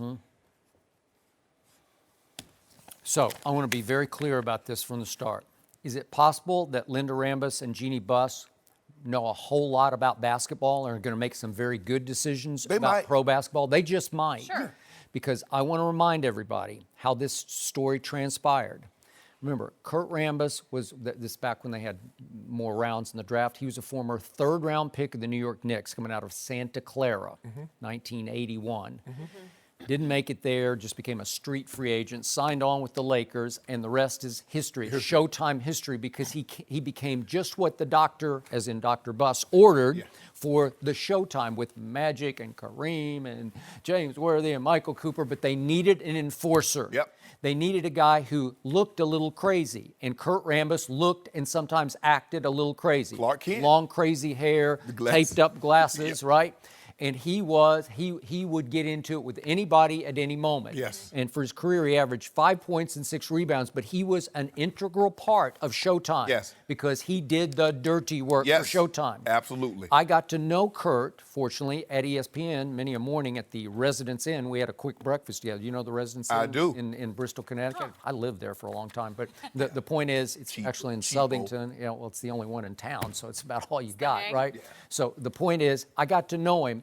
He isn't what he appears to be. He's a deep thinker, and Phil Jackson just loves him. So he was probably dating Linda at that point, and in '85 they got married, and somehow Jeannie and Linda connected and became best friends. So they've been best friends for going on 40 years. Maybe even longer, because the story came out that her and Jeannie became friends when she was working in marketing and tickets. Back in the early '80s when well, I mean, but that's when she would have been. I mean, that's when Kurt came to the Lakers. So they clicked, they connected, and so both of them have sort of grown up through all their formative adult years inside the Lakers. So they know pro basketball from the inside out. And now she's regarded by agents and other executives as the shadow owner of the Lakers. Well, I couldn't, if I tried to sell this story to somebody in Hollywood, that nobody would buy this story. Am I right about that? Because it's preposterous on its face. It just couldn't happen, but it is happening. And I'm here to tell you, Kurt Rambis, remember, he coached the Lakers at the end of 1 year after Del Harris got fired, and they did beat the Rockets in the first round, then they got swept by my Spurs, who were on their way to their first championship in '99. But he did that, and then he coached Minnesota. He was in your hometown for 2 years and had Kevin Love. I think they clashed a little bit. And then he had a little run as the Knicks head coach after Derek Fisher. And it was reported that the Knicks players mostly just, they had no use for him. Because he's a tough guy. He's an old school guy. This is the way you play this game, and there's no room for error in here. But you can't, and granted, Skip, he played in the era where it was football on a basketball court. It was. No, that's but they don't play like that He now. wants tough guys. And if you're not a tough guy, he's got no use for him. He also wants smart, tough guys. So the point is, I will bet you he's been quietly pushing to coach this team. Want to bet on it? I wouldn't. Now, okay, I don't know. LeBron. And LeBron said no. Nope. Because guess what, Skip? Every time something happens, LeBron signed off on this. Yep. LeBron signed off on that. LeBron wanted it. LeBron said, I'm keeping my mouth shut. Y'all handle that. So when this thing go kaboom, I don't want no blowback. Yeah, but I tell you this like from my heart. I'm not exaggerating. I'm not being sarcastic. I feel sorry for LeBron that he got caught in this because it's a pretty wacky organization now. So they go on their recruiting mission to see Monty Williams. Yeah. And several of Jeannie's brothers go, and some other guys, I don't even know who they are in the front office. And obviously Linda and Kurt go. Right. What Family a trip. sideshow. Family trip. But here's the thing, Skip. And unfortunately, because LeBron is in this organization, the blast radius, he can't escape it. Nope. So no matter how far he tries to distance himself, because he's in the Lakers organization, unfortunately, he's going to feel some shrapnel. Yeah. And that's just the way it is. So even though he's tried to do everything he possibly can to stand back, whatever decision they're going to make, it's going to be, oh, LeBron signed off on it. Oh, this is what LeBron wanted. No. Oh, well, we can't hire Ty Lue because it might be seen as a LeBron guy. Well, hell, you got Kobe guy running the whole show. Yeah, because that's what Rick Bucher told us, that there was a feeling they should go Monty Williams because then the young Lakers would say, well, at least he's not LeBron's guy. At least we have a chance here, right? Does that understand how that works? That when you have a superstar on the team and a coach come in, that's his guy. You know what? I agree with you on that. LeBron James has earned the right to have a coach that he does sign off on. Yeah. Whether he wants the responsibility for it or not, he deserves to have the right to have input into that decision. Right.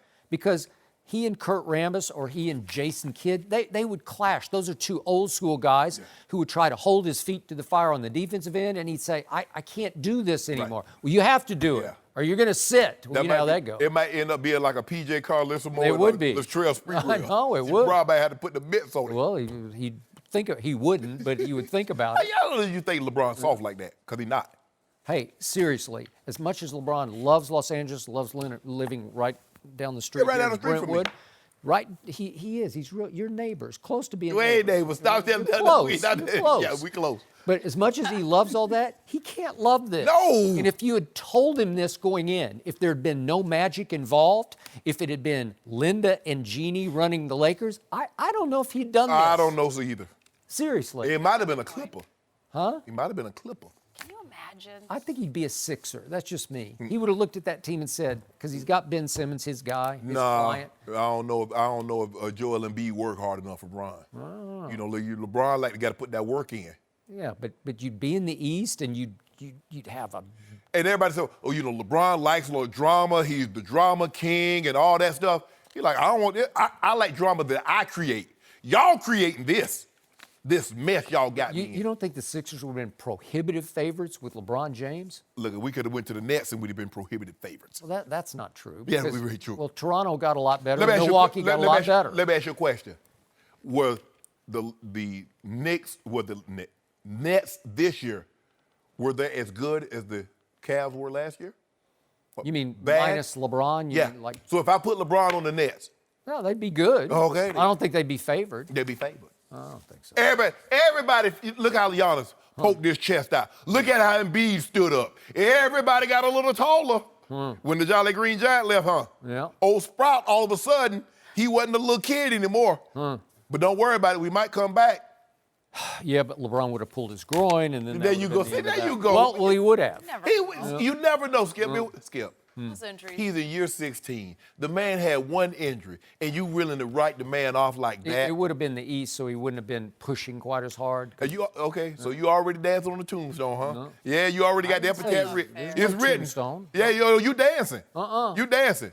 But the demise has been greatly exaggerated. Has it? Yes. Well, can he overcome Linda and Jeannie? I don't know if we can overcome that. I don't know if we can come all that. I don't know. I think the difference is this family's been involved forever. It's more that Magic's gone, and now we're hearing about it. It's not new that Linda's been involved with this team. It's just new that we're talking about it. And it still feels like Magic got pushed out the back door. Exactly. Well, you talk. Hold on. Magic said, you know, me and Jeannie, we're like brother and sister. We still talk every day. I wish my sister would talk about me in a negative manner and talk about we. He's trying to. I mean, he's. I ain't putting on no brave face. No. You gonna go behind my back. First of all, you just met this guy. You just met him. You've been knowing me 40 plus years. And here you are behind my back on, oh, Magic suck. Oh, Magic ain't on vacation. He need to be in his office. It's so petty. I couldn't be Magic. But I will say this: when LeBron does his life story as a movie, which he will, just watch. I'm not even kidding about this. This will be a great last chapter of it, right? I'm thinking about doing my life as a movie. I think Idris Elba gonna play me. Really? Yeah, I'm thinking so. Does he know he's in line to play you? Is he on that. board? Yeah, I'm thinking. I think Jenny Taft will play Jeannie Buss. What? How I about don't know that? if that's a good thing or a bad thing. Yeah. You on a basketball team. That better be a good thing. Okay, fine. That's worth Try It'd be my perfect. Yeah, that worth about for two. the younger Jeannie, you know, like. Oh, God. Look at all you in the movies now, huh? Right. So Don't now work on you my movie acting star skills. Jeannie. Yeah. Yeah. I think that's the future for me. Yeah. I'm going to take that as a compliment. I don't know how should. Matt gonna feel about this. I got a lot to do, Shannon. What do you think? What you thinking Matt thinking? What do you mean? He'll be fine. No. Busy. He's outside of Movie star Jen. for a sports anchor wife, not a movie star wife. No, it's fine. Uh-oh. Thanks, Jen. This is getting a little weird. uncomfortable Matt, over here. Matt. Weird. Did James Harden's Put your foot injury down, Matt. cost the Rockets a win last night? We'll discuss that with Rob Parker. I'm worried about that. No mercy. The Rockets tried to tie up the series last night, but it got off to a bad start in the first quarter when James Harden was poked in the eye. He suffered a left eye laceration and had to leave the game, but came back in the second quarter. Harden finished with 29 points, but there was way too much Golden State, led by Kevin Durant's 29 points. The Warriors are now up 2-0 with Game 3 in Houston on Saturday. Let's take a listen to Harden on his eye after the game. I mean, I can barely see, but just try to go out there and do what I can to help my teammates. It's pretty blurry right now, so hopefully it gets better day by day. All right, we're joined by Rob Parker. Now, Rob, how much did Harden's eye injury or injuries affect the outcome of that game? I didn't think it affected the team as much because if you look at how strongly he finished, True. Fourth quarter shot 5 for 7, 13 points. He had his highest shooting percentage in the postseason of any game. So sure, could he have, had he not gone out, probably scored more, maybe scored 35 or 38 points or something? Sure. But I don't think that was the reason why they didn't win. And actually, Austin Rivers came in and knocked down some threes for them, right? Yeah. And I just didn't see it as if he couldn't go out there and play and he finished with 9 points instead of 29, then I would say, oh, yeah. But, and obviously anytime you get poked in the eye and there's blood, and it's just a mess. Right. But somehow he was able to play through that. The reason they lost this game had more to do about the Warriors got 18 offensive rebounds, which is almost double what they normally get. And then Houston also had 17 turnovers. So there was. I had 18. Did you have 18? I think if there's a team turnover. Okay, so go ahead. Yeah. But they were sloppy with the basketball. Yep.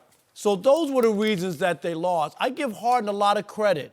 You know, you go out there, your eyes, you got a little blood, and you try to persevere and not just go to the sidelines and hold your eyes and say, I can't go out there. Right. I'm sure he was affected, but the fourth quarter showed me that, A, he was able to get better as he went along, and that this won't have a lasting effect as you move on to the next game. Well, I agree with you to an extent. I think it affected him for a while. And as he got better, as he realized, okay, and the body will make adjustments on its own. It's just like, you know, you got these cars now, Skip. They'll make adjustments in the road on their own without you correcting them. And so the body will do that also. Yeah, it was blurry for a while, but once the body's like, okay, this is what I got to work with right now. And so his vision, maybe it was a little blurry. You make it seem like the man was out there trying to be Helen Keller, Skip. You I know, haven't even spoken yet. I'm still upset because you didn't have anything. He was like this. He was squinting and carrying. He was squinting and carrying on. I haven't spoken yet, but I'm about to. No. Yeah. Did it have an impact? That's not him getting raked in the eyes wasn't the reason they lost the game, but I do believe it affected him. Now, do I believe it affect him going forward? No, I don't believe that. But it had an impact on him. And that's what's important. Yeah, and he needs to play well. I don't think he played bad. You mentioned, Rob, he shot his highest field goal percentage in any playoff game this year. Yeah. So that speaks volumes. So maybe they made him recommend the other eye because he been shooting like in the 40 percentile. No, just all kidding aside, though, I believe it did have an impact on him, but it did not impact them enough that it caused them to lose this game. Skip. I am not going to give James Harden a break or a pass for what happened last night because, first of all, we all need to see him be a tough guy, a tougher guy than he's been in big games in the past. Because I think a lot of people in Houston still haven't gotten over 2 years ago, Game 6, closeout game in Houston versus my San Antonio Spurs without number 2, who's up in Toronto now, and without Tony Parker. Oh, he's never getting over that. Okay, and it was a wipeout. It was an obliteration. And James Harden just completely disappeared in that game that they should have won. It should have been Game 7 back in San Antonio. Right. And we've seen him come up small again and again in key moments of big playoff games. So last night, it was the perfect opportunity for him to say, okay, watch this. I'm going to bounce back. I'm going to suck it up. I'm going to tough it out because he did. Okay. He did, but the whole second half. First of all, we got to show what happened at the end of the first half because he did make a 3 near the end of that first half, and if we could show that, please. Was what that he the did. Step back? No, well, every 3 is a step back. Yeah, that's. What am I saying? A contested step back. Okay. Right. Okay, that works. Now watch this. Oh, so he's making fun of getting eye drops, right? Yeah. I got eye drops. Yeah. I'm good because I got eye drops. If you're good enough to make fun of, hey, Golden State, I got eye drops, then don't give me all this in the second half of how the lights too bright for me. You ought to stop. We're getting a lot of this in the second half. Stop it. He looked just fine right there. And as the game began to teeter, he began to blink more and more. I'm light sensitive. I can't see anymore. You had your eyes dilated, and you know when you first come out the doctor, his eyes were not dilated. Skip 5 for 7 in the fourth quarter, 13 points isn't good enough? That's my argument. That's good. That's good enough. But I didn't see enough in the second half where he just said, I got this. I'm going to take this game over because do you realize Golden State led this game wire to wire from 2-0 all the way home? Golden State was in charge all the way. Golden State wanted this game more, and I'm still convinced that basically, especially James and Chris Paul, came out, and before they even stepped on the floor, they were mentally defeated because Scott Foster had been chosen to referee their game after the big incident with Scott Foster back on February 22nd. And what did James call him? They lost to the Lakers. Right. And would James call him rude and arrogant and said, I don't think he should ever ref one of our games again. And after all the disastrous controversy of Game 1 and dating back to Game 7 last year, he gets assigned to that game. And I just think they're like, we got no shot. And they had a meeting, remember, during the All-Star Chris Paul game. met with him. Yes. Went to New York. Yes. With the commissioner. With Scott Foster to try to hash out their differences. Right. Fortunately, Scott Foster was no issue last night. He was irrelevant to the outcome. Skip, I could hear your point if he really had 16 points or something, 29 and finishing strong. Okay, I get him playing around with the eye drop thing, but I don't think that he didn't give his all or didn't play well. I thought he played pretty well with the highest shooting percentage of the postseason. Okay, but what was wrong with Houston last night? But there were times when they were only down by 3 or 4. It kept being around. I agree. Then Golden State would say, okay, that's enough. And then they would boom. And then we get back to 8. Yeah. I got it. With the James Harden, had very little to do with the outcome. That is correct. It's the offensive rebounding. What are offensive rebounds all about? It's just effort. Yes. It's like we want this game more than you want this game. What are turnovers? When you turn over 18 times, what's wrong with you? You're just not locked in. You're not quite sure of what's going on. You're not certain of your passes. Everything's a little tentative and half-hearted. And this happens, 18 plus 18. So Houston shot it great from 3. I mean, I don't know that you could ask for much better than 17 of 40. And Golden State only made 11 threes. So they were plus 18 were the Rockets from the three-point line. If I told you that yesterday morning, what I would you say have they said? would have won the Oh, game. you'd say, who got this one? No, He would have bet 90 cases of dew on that if I told him that was going to happen. And he would have lost because they didn't even cover, the Rockets didn't even cover the spread. That's right? why I don't do half points. Okay, so what happened? Golden State was able to take 91 shots to only 77 for Houston because of offensive rebounds and turnovers, right? So you just handed them the game back after you shot it well enough to win the game. Can we take care of? Can we take better care? Can the Rockets take better care of the basketball? Sure. Can they box out? Okay, that's just all effort. That's just like, we want this worse than you want this. But that game was so big from the standpoint that you felt like you could have won, right? Game one. And now you have a chance to split and then go back to Houston, and you don't have the effort for offensive rebounds or taking care of the basketball. Well, sometimes it's not ever. Sometimes it's a crazy carom. I mean, I shoot the ball and the ball comes away. But there were a lot of crazy caroms last night. But guess what? All the Warriors did was protect home court. That's what you're supposed to do. No, that's a lot. Yeah, well, hold on. Now we get an opportunity to go back and to protect our All home of a court. sudden, you're a we? I'm just You're a saying, Houston we? it's like a serve. You're a Rockets? John Isner, all he has to do is protect that serve and break you once, and he gonna win. I know, but he's got a nuclear serve. Exactly. Does Houston have a nuclear serve at at home? At home, they got James Harden. Gonna drop 40. Huh. But they're up against John McEnroe, right? John McEnroe. In his heyday? You never know what you're going to get. Well, he need to be up against Joker. Joker's the best returner serve there is. But I'll take McEnroe in his heyday over Joker any day or night. no, he didn't any be day. cursing. I'm sorry. Skip, he couldn't even finish a match You now. want to talk about gifted? Oh. Skip, he couldn't finish a match now. Okay, now. Yeah. Okay, now. he couldn't finish a match. love that. The umpire dismiss him. Yeah. So, okay, we got Thursday, Friday. Okay, could I get me a case of do? You got 3 Cause I got the Rockets on Saturday. You got them big? I got you. What you want to bet? Whatever you Some want. wings? Yeah. Wow, we got a wings bet? Yep. Out of nowhere? Wait, you got Golden State? I'll take Golden State. Yeah, he got Now Golden you've State. scared me off. What? Skip those. Hey. I'm worried about his eyes. I know 3 days is 3 days, but Uh-oh. you have a little Sandy's worried. adrenaline during the games. Yeah. He couldn't see after the game. You think he's see. making He that up? said that. He was couldn't see a worried. thing. He could see But just. why would Shannon- you lie? He was blind belly Janet. I want my daddy records. Shannon, you should be worried. I just came off of 2 huge wing bets. Fred Rogan from KNBC, Yeah. 600 wings, I beat him.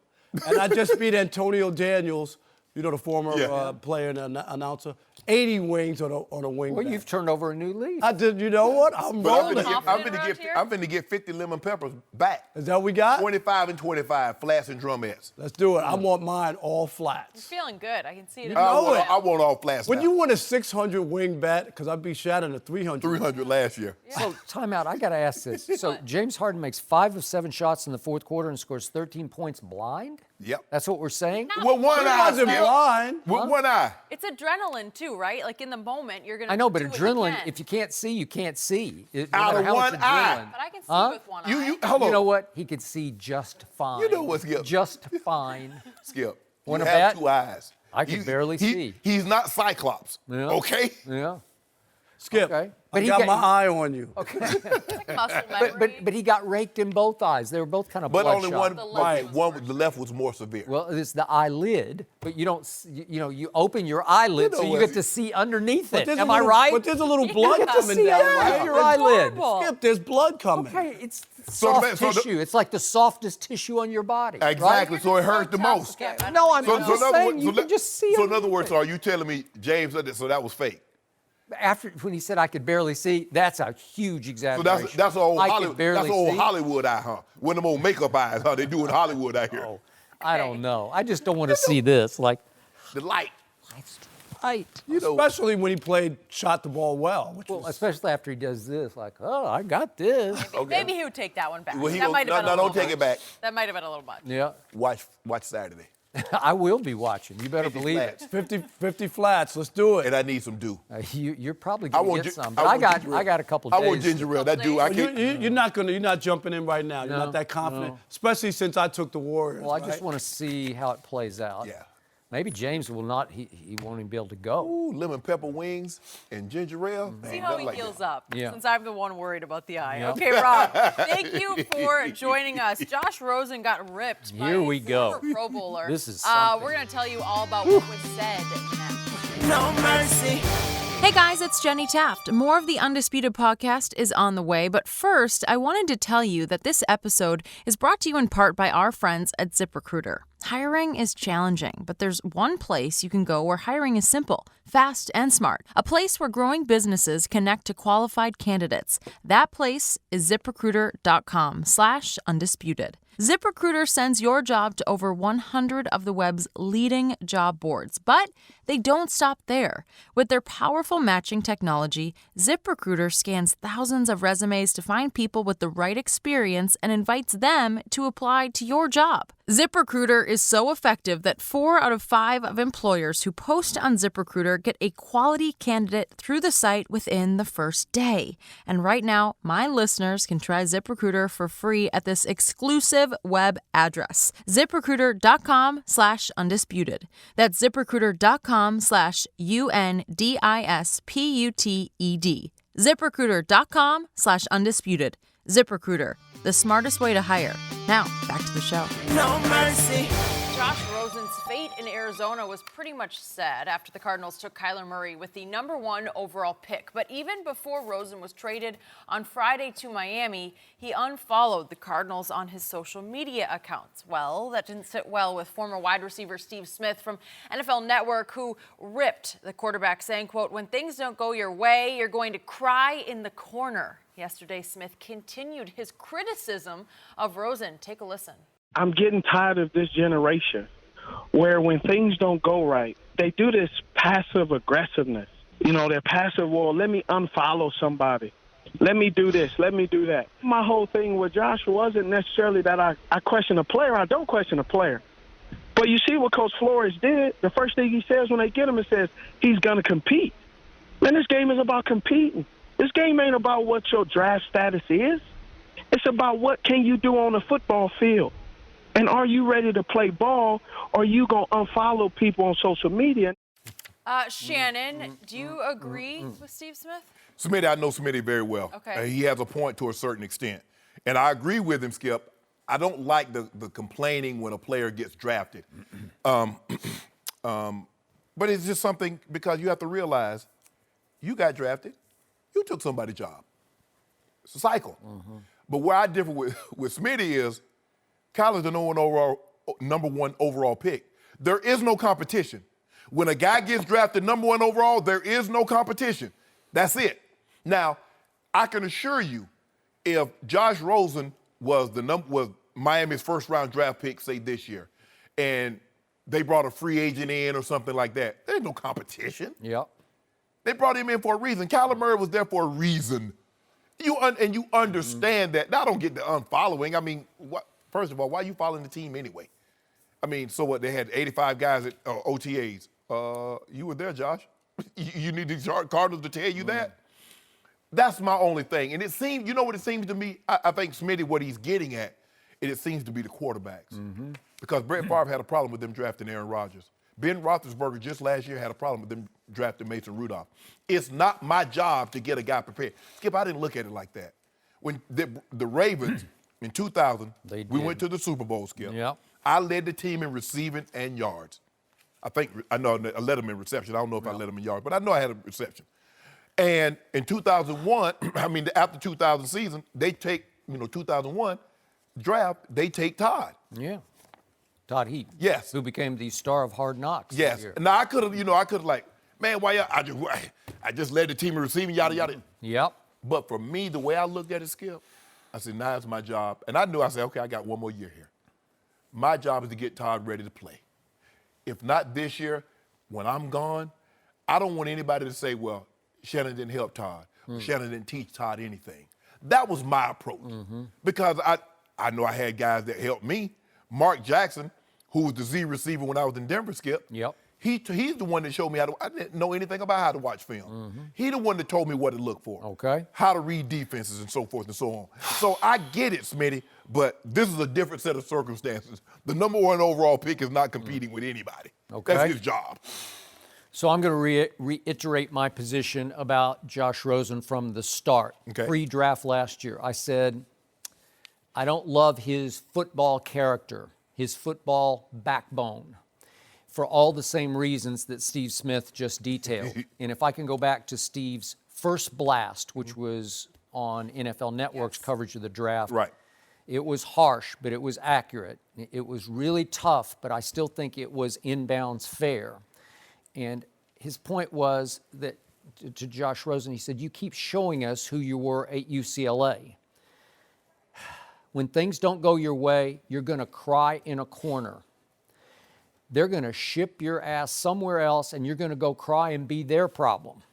So, again, harsh, yes, but I think accurate.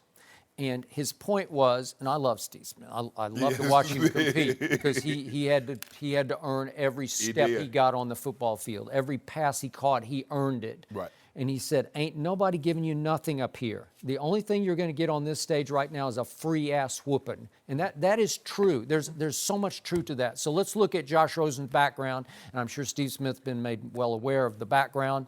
He grew up here in L.A. in the Beverly Hills neighborhood. His father was a prominent surgeon who once upon a time was a world-class ice skater. And his mother was the captain of the Princeton lacrosse team. You know that sport. Yep. Really good program. Yeah, really good program. Went to camp there. So he's viewed as a little bit privileged. In fact, his father was so prominent that Obama reportedly considered he got nominated for Surgeon General. Okay, right. Big deals. So can you be a tough kid coming out of that background? Yes, you can. You can sort of teach yourself to be a tough kid, or your parents can teach you to be a tough kid on the football field. Right. Listen, playing quarterback in the National Football League, you better be the mentally toughest player on the field. Sometimes the physically toughest, but as you say, it's to the point now Tom Brady can get away with not taking so many shots. Right. Early in his career, no, you couldn't get away. Right. But you don't think Tom Brady is as mentally tough as ever stepped on a football field? Oh, absolutely. Okay. Well, so far, this kid has not shown you that. And Steve Smith said, hey, if he shows me, he says, I still believe that in his ability. He said, if he balls out, I'll be the first guy to eat a humble pie. He does have a lot of talent. He's got a big arm. He's athletic. He was a big-time tennis player. So he's got good feet.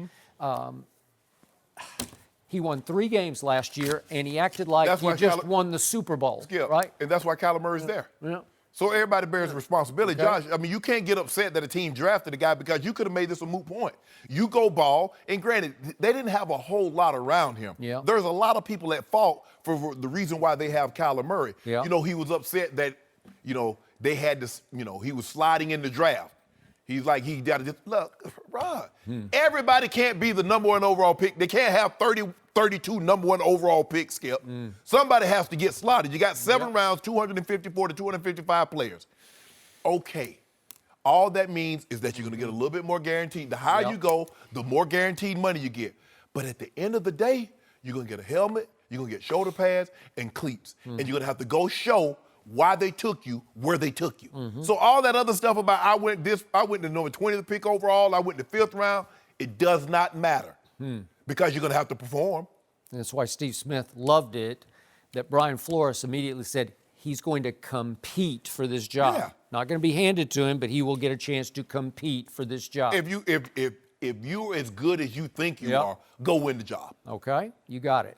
Then Steve Smith went a little bigger picture. And I'm with him on this, though it sounds like grumpy old man sort of talk. But he said, I'm getting tired of this generation. When things don't go right, they do this passive aggressiveness. They're passive like, well, let me unfollow somebody.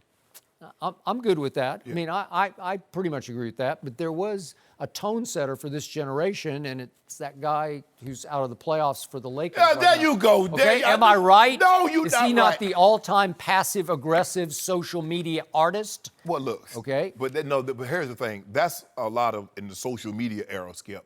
Look, if you unfollow, first of all, we're not friends. Okay? I'm cool with that. But that don't mean we enemies.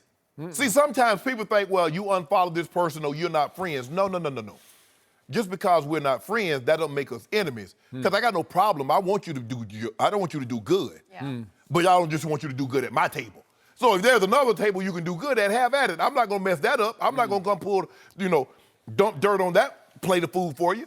Do you? But they do, Skip. I mean, that's so petty. I don't know. I took a look at the Cardinals' Instagram. Honestly, every photo was Kyler. He unfollowed them on Friday. Why would you want to see that stuff anymore? I don't think there's any problem with that. So let me I get don't this. wanna see Hold on, that. Skip. I'm gonna make sure I'm hearing this correctly. So I have a girlfriend. We and her break up.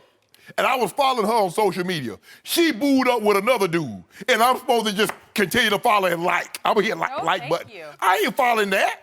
I don't think Where it's they do petty that at at? all. I think it's. I'm with you, Jenny. I think Josh has handled. Am I the only one who's going to stand up for him here? He No. has handled this situation so well. How about the video when he thanked the fans? His reaching out to Kyler saying, if you need a place to stay, jokingly, staying in town for a charity Jenny, event the day after. Is he I've a tough been around guy? him at Is he a tough guy? UCLA. That's all I His wanna know. players Hold on, didn't first of all, talk poorly about him. Everybody came, first of all, it's kind of hard to be a tough guy when you come from Beverly Hills and you got a tennis court in your backyard. It's not that hard. Yeah, it is, Skip. Tom Brady came from some privilege. Not like that. Huh? Not like that. I don't know, in the Bay Area, that neighborhood that he came from. I used to live in that neighborhood. It's pretty rich. Skip, if you got a tennis court in your backyard, it's hard to be tough. It's kind of hard to be tough. This is my second John McEnroe reference. He came from some money on Long Island. You don't think he was a tough guy? He was as tough as they come. Jimmy Connors, you don't think he was a tough guy? No. Them country club sports. Look, here's the thing, Skip. Josh Rosen, I agree with you, Jenny. I mean, I'm not going to continue to follow in the Cardinals, and all they got is the guy that they've got to replace me. So, I mean, basically, y'all booze now. Y'all do y'all thing. I don't need to see it. I know you happy. You happy with Kyler. Kyler happy to be there. I'm cool over here. Leave me over here. Let me be to myself. I'm going to find me a boo. Now, Miami, he go down there booed up with Miami. Now we going to see who has the better boo, because I believe I upgraded. Oh, that's what I do it. See, you don't get mad. Somebody break up with you, you don't get mad. You upgrade. All I know is I don't know anything about following anybody because I don't follow anybody. I don't follow anybody. You need to follow Why would me. you follow anybody? You got to see what they're up to. See what they're up to? No, I don't know what they're up to. I'm going to do me. Do you? Zero followers. I'm definitely going to do me. But I like to see, me and Bron, I like to see what Bron got going on. Really? Yeah, I might have to go get me some of that wine that he be drinking. Does he follow you? Yes, he does. He does? A lot of people follow O'Shea. So if you open your Instagram, do you have anything that pops up if you don't follow anyone? Or is it I don't just know. you? I don't look at it. You don't look at it? No. I Let don't know. me see. All of it. I mean, I know how to post, but I don't look at what people Don't say. look at anything else. No. And you know what, Skip? They be liking my stuff, like Bron and Yeah. Oh yeah, all of real a lot of they got the check mark. They got the old blue check by their name. That's what I've been looking for. Oh, yeah. Really? People? I'm glad LeBron's Anybody following follow you on Twitter? You know what? Yeah, they follow me on Twitter. LeBron follow me. A lot of the guys, a lot of the NBA players, Really? Aaron Donald, a lot of them guys follow Good. me. Yeah. Good. A lot of the Cowboys. Maybe this show has a chance. a lot of Cowboys follow me. Do they? Yep. I don't know why. What you mean? You don't know why? Yeah, they just want to see what hate you're spitting today. No, they know I got love for them. Me and Mike go back a long way. Mike who? Mike Irvin. Oh, so do I. Me and I go back way before you. Me and Emmett used to roll hard. I ain't gonna say nothing, Emmett. Keep that That's between not us. true. No. Okay, that's probably Back in enough the early social 90s, media Emmett. talk, from Tell 'em us about Daytona. today. Are the Rockets done after their loss last night? NBA champ Kendrick Perkins. Here we go. He is here to discuss with us next. No mercy. Well, James Harden suffered a left eye laceration, had to leave last night's game 2 in the first quarter. He came back in the second and finished with 29 points. After the game, Harden said he could barely see, but there was just too much Golden State last night. Kevin Durant led the charge, 29 points, while Klay Thompson and Steph Curry combined for 41. The Warriors are now up 2-0 with Game 3 in Houston on Saturday. We're joined by NBA champ Kendrick Perkins. Good to have you back with us. By the way, when I got home yesterday, my wife Ernestine said, Kendrick Perkins isn't crazy after all. He's a great guy. She used to watch him. He has crazy eyes when he's playing. Well, I appreciate this, Yeah, Skip. she said Thank you. he's a great guy. You never said much when you played. I know. You had that glower going, I'm a cool dude. Yeah, I'm a yeah. cool No, dude. you're a Yeah, great laid guy. back. Oh, yeah. Appreciate it. Go. We're happy to have you with us. Thank you. No. I'm happy to be here. Kendrick, what did game 2 tell you? Game 2, last night I watched the game, and to me, Golden State is on another level than Houston. They still didn't even play their best basketball and beat Houston yesterday. I mean, Houston came out, they looked confused defensively and offensively. They didn't know what plays they were running. I mean, well, they don't run plays anyway. But at the end of the day, they wasn't. I mean, it was bad, man, especially on the defensive end. I remember one play, it was in transition.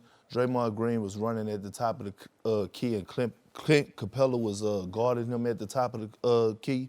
And somebody drove in and just made a layup. Scouting report says, hey, go to the paint. Right. If Draymond Green hit a 3, we live with it. Right. That's a lack of focus and confusion. They also the Rockets also played 11 players last night.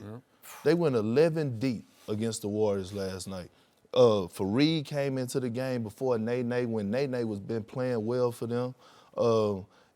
It was just, I mean, the Rockets got to get with it. And my biggest thing is that KD and Draymond, the way they're anchoring that defense right now, I mean, they are on point. They're on point. They was taking away Clint Capella lobs. They was blocking his shots. I mean, they were all over the place. And even, I call them light-skinned green eyes, Steph Curry. Yeah. Did you see the way he blocked Capella. Did you see the way he defended yesterday? Yeah. I mean, he took it personal. And, I mean, I don't know. I don't know what else Houston could do to beat these guys, but they got a couple of days to figure it out. I know one thing, they missed Trevor Ariza, I tell you that. Yep.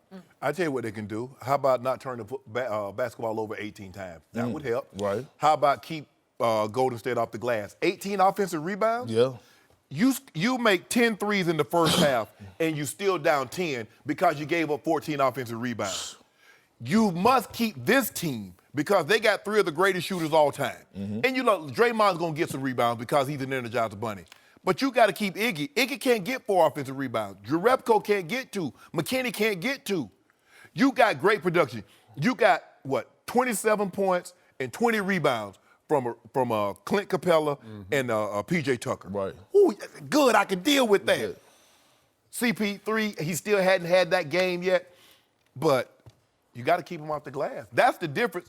Houston hasn't played nowhere near their best basketball. I agree. And even though Golden State are winning, they're not blowing this team out. Houston has to feel real comfortable. But I agree with you on that defensive end. Man, I mean, Every 50-50 They're ball. gonna set screens for Steph and Clay. The guy that's guarding the screener, you got to come off the screen, contest the shot. If he passes the ball, the guy that's supposed to be guarding, he's gonna pick your guy up. Right. They're giving these guys wide open threes now. So eventually, these wide open threes that Clay and Steph are taking, gonna start dropping. Now then, all bets are off. But I got Houston on Saturday. Oh, you do? I do. And when are they going to take away Draymond lobs to Iguodala? I mean, Jesus Christ. I mean, we got to be talking about this in the scouting report. I mean, It's there. it's there. And they beat them to every 50-50 ball. Every one of them.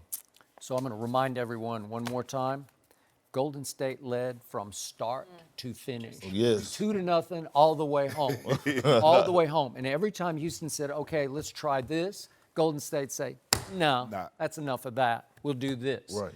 And Houston's best stretch was actually when James was out with his multiple eye injuries because Golden State took foot off gas. Okay, we can kind of relax now. Right. Then when James came back in and looked like he was going to be okay, they pressed down on the accelerator, and all of a sudden the lead goes back to 14.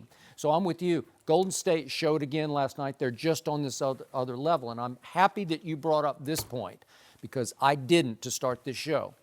Kevin Durant, clearly the best player on the planet now, set the whole tone last night on defense. In the first 5 minutes of that game, he was a terror. Yes. And he is 7 feet tall and long. And when he commits on the defensive end to rim protecting, or just like James had no chance. Anybody who tried to go to the rim, the long arm of the law got him. Yes. And when Kevin decides to play defense like that, they're just invincible to me. And when Draymond is playing at the level that he's playing, I always said this. Yes, you have Steph, you have KD, and you have Clay. Okay, yes, they're your scorers. But Draymond Green is the heart and soul of that team. When he's playing well and his mind is in the right place and he's playing within himself, man, that team is hard to beat, man. And 16, 12, and 7. You let him get those numbers, he's going to be hard to beat. They're going to be hard to beat. But I still believe Houston can play better. They will play better at home, the role players. Now, you mentioned they played 11 guys. You're probably going to need to tighten that bench up to around 8 players.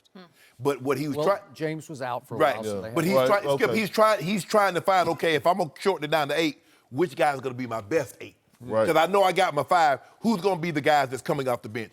Nene, Kenneth Faried. But you're going to probably have to go 9 because Gerald Green can make big shots.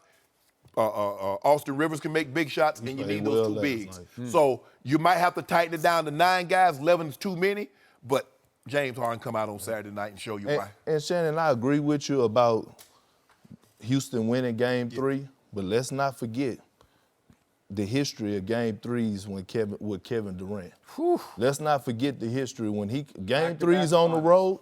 Game 3's on the road. It's a different animal. It's got to break up old stuff. But I'm just saying, Shannon, this happened a few weeks ago. Game 3's on the road. Yeah, that is true. But it did. You know what? That's true. I need more out of CP3. Yeah, and I mean, the 18 and 10, that's fine, but no, I need 35 and 15 and at least 25. Absolutely. Shannon, the Rockets are in huge trouble. That's okay. Okay, you're in huge trouble if you really think they're going to win Game 3, and I'm leaning harder. Well, you keep on leaning. I want you to lean so hard you're going to put a ginger. I'm going to tell you about Golden State. Okay. They were most vulnerable this year at home. They lost 6 home games by 20-plus points, and they lost 2 home games to the Clippers in the first round. Am I right? Yes. Right. And you are right, because when they came south to Los Angeles, Kevin Durant said, watch this and watch this. Twice here at Staples, He just said, no, game over. I got this, because remember, I'm Kevin Durant. Right? But the difference is that what did the Clippers have that nobody else has? They have Lou Williams. That's good. They have they're a very resilient ball club. Yeah. But Lou Williams, when he's going to, Kevin Durant and all those guys go out. Now here come Lou going against your backup. He gets into a rhythm. Now it's over. It doesn't matter who you bring in and throw at him because they put KD down on him on the stretch a couple of times. He's like, nah, bro, I done found my rhythm. It's over. But so you talking about James Harden? James Harden can't win you 2 games? He can't win both of these games at home? Well, I tell you this, if he don't win Game 3, they dead bird, tall grass. Dead birds. I agree. This dead is it. bird, tall grass. Do or die. Ginger ale. Ginger ale. You don't drink ginger ale. That's my ginger ale. Yeah, I drink ginger ale. Straight ginger ale? Great. Not diet ginger ale? Ginger ale. Maybe with a little something in it, with a little something. I got a little something extra in there, but a little kick. I need a little kick. Oh, yeah. Yeah, always a little kick. So about that? I need to see more from James Harden. I know he bounced back. Well, he from didn't his, show you anything with his eye, so go ahead and put that case of ginger ale. Yeah, I'm good. Ginger ale. Yeah, I want a case of ginger ale. Well, I only drink Diet Mountain. Okay, but that's what I want. I'm gonna win this. So. Okay, I got Perk on my side. I'm telling you, you took Houston the game 3. No, I didn't.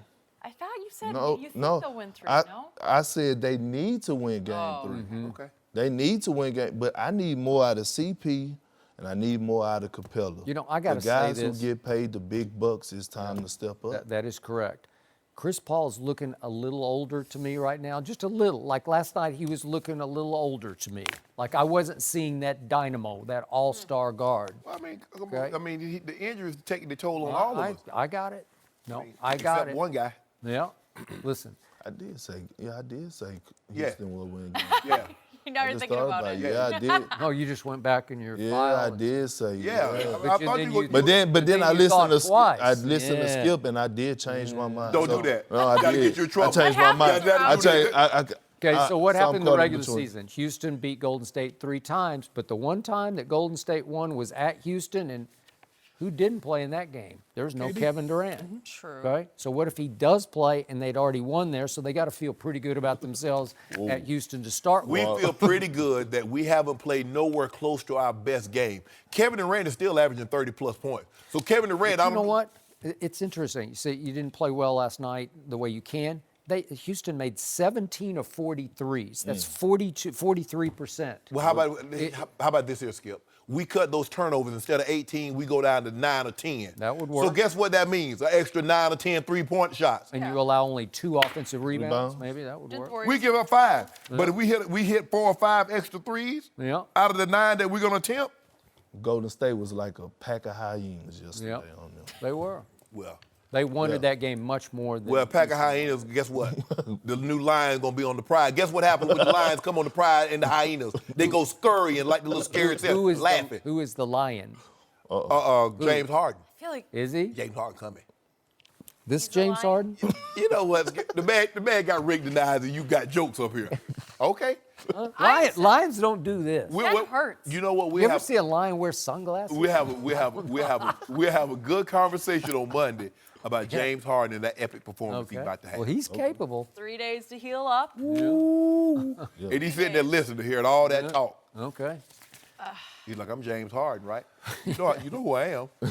We've heard that That from Game someone 6 else James before. Harden? No, 2 he years ain't that ago? guy. Yeah, okay.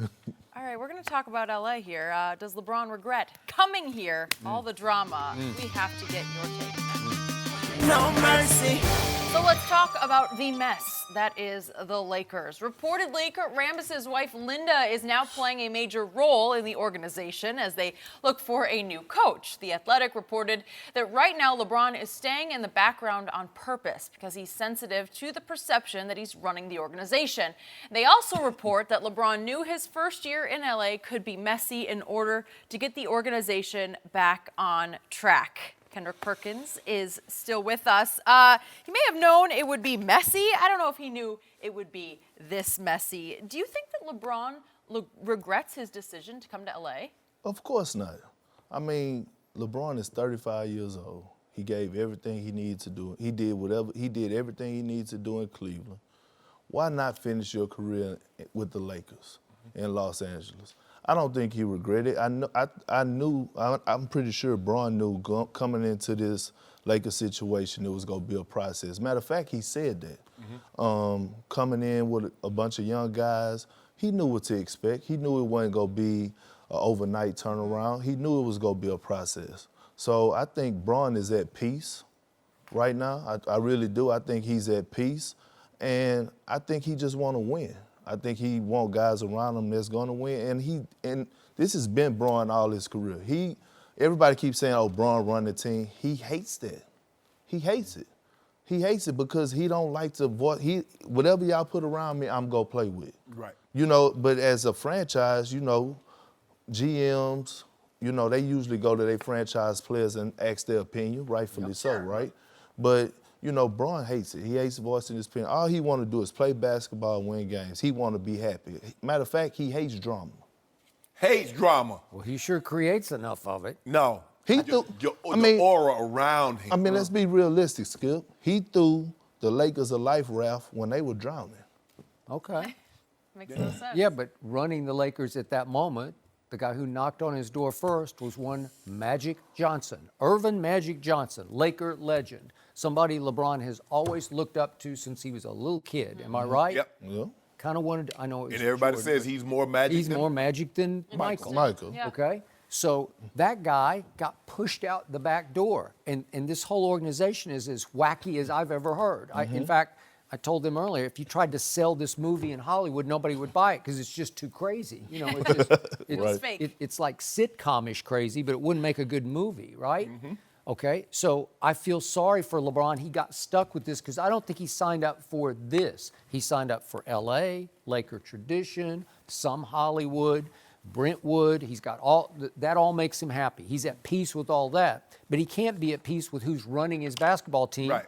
And again, if he doesn't want to take any responsibility for it, if he wants no part of it, he's going to have to sit back and just kind of close one eye depending on what they all try to pull off. Even Kobe's guy, Rob Pelinka, is now the GM of the Lakers. And obviously, Kobe and LeBron have had a sort of a healthy rivalry all along. Well, that can't make LeBron happy, right? Well, I think he's happy, Skip. I don't think I know he's happy. Okay. And my thing is that you're right. It is a circus right now. It's a circus. So I know you know who Peter Holt is, right? A lot of basketball people don't know. He's the owner of the San Antonio Spurs. But nobody knows that, right? Because he hired R.C. Buford and Greg Popovich to run his team. Right. But he's always been way in the background. Right. Something the Lakers need to look into, right? There you go. Yeah. Well, Jenny, in the read, you said the situation has become messy. Well, it's beyond messy. It's become junky. Because, nobody wants to be a part of a junkyard or a junk pile. Yeah. And that's what this is, Skip. Because you got people in situations, and do LeBron regret it? Probably not. But he's like, I don't know what I got. This is not what I signed up for. It's not. I thought I was coming to one, and now the Lakers are still one of the foremost franchises in all of pro sports, but mainly in name only. Because they haven't won anything. They haven't even been serious contenders in the last 6 years. And the only reason we talk about them is because LeBron is there. Exactly. And so we don't know who's doing what. Who's going to be put. Who can an agent call and says, okay, this is what we got on the table. This is what we like. Who's taking that call? Because remember, Skip, it's been reported, universally reported. Rob Pelinka is not only disliked, he's despised. Wow. And a lot of people around the league. Around the league. Yeah, absolutely. Well, and then, okay, are we calling, we got a big deal that the owner's going to have to sign off on. So if the shadow owner is now Linda Rambis, wife of Kurt Rambis, do you call Linda? That's what odd. I mean, let that sink in. No, you gotta set the tone and you gotta start from the bottom and build a foundation. And I just said it. You have to, in this point, you have to mimic the Spurs. Jenny, just be an owner. Go to the game, sit courtside. Okay, but you need an R.C. Buford, and she could have gone out and tried to hire an R.C. Buford, and apparently she is not going to do that. Maybe she doesn't. Maybe she likes having that kind of control. Maybe she likes having, she wants, like I said, I guess Coach Parcells says, look, if you're going to hire the cook, at least you do shop for the groceries. Maybe she wants to shop for the groceries and then tell the guy what to cook. And see, that's the problem that I have with mixing friendship with business. There you go. This is what you get. Yeah, I mean, I got a lot of friends. If I ever came in a large sum of money, Skip, I talk about large sum. My best friend, old Bucket, now he used to work for the ATL. What's his name? Bucket gonna have a job as security, not in financials, none of that decision making. He gonna be my homeboy Burns, who's an assistant coach, special teams coach.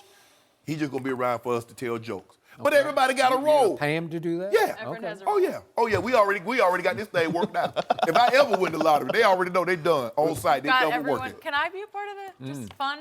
Just for No. fun? No, you're too hallmarkish. But aren't your friends supposed to be the ones that tell you Yes. something needs to change? Yes. It's A almost real too friend. safe. A real friend would say, hey, we haven't made the playoffs in how long? Can Yeah. we make a change here or do something? But That's what's shocking. but here's the thing now, with a real friend. Now, am I a real friend or I'm a friend? Because here's the thing now, this carousel goes around, Skip. Jeannie is a bus driver. Now, if I tell the bus driver what I really think, what's going to happen? Stop the bus, open the door, and guess what? Somebody got to exit. When I'm the bus driver, I'm not getting off. Let her know that. So why would I do that, Skip? Why would I tell you what you don't want to hear? Oh, yeah, Jeannie, you're doing a great job. Yes, I agree with you. 100. How many conversations do you think LeBron has had with Linda Rambis, the shadow owner of the Lakers? If she walked up and said hello, LeBron was like, who's this lady I just spoke to? And how did she get in here? Sure they've met. I think the Lakers actually be better if they actually go ask LeBron what should they do. But you said he doesn't want any responsibility. I know, but I'm saying they should. And I think if Bron was to actually, how everybody already saying, run the team, it wouldn't be a disaster right now. Okay, well, there's... No, we busy. Yeah? I tell you what. You're busy chasing Michael B. No, we're not, Skip. But you know what? There's a guy that we want to get in this movie with us, Space Jams 2. Yeah. He busy right now. But if they don't take care of Game 3, he might be available. Which guy are you know a speaking guy. of? Giannis. You Oh, want you want Giannis? Giannis? He Oh, doesn't movie. do Hollywood. He already told you he doesn't do Well, he it. about to have some long time off. He can do something with his time. What are you gonna do? Sit around? I don't know. So You you can help- need Giannis? Huh? What about James? What about somebody big? We might get old KD. Yeah. See, here's the problem with all this. Yeah, you might get okay.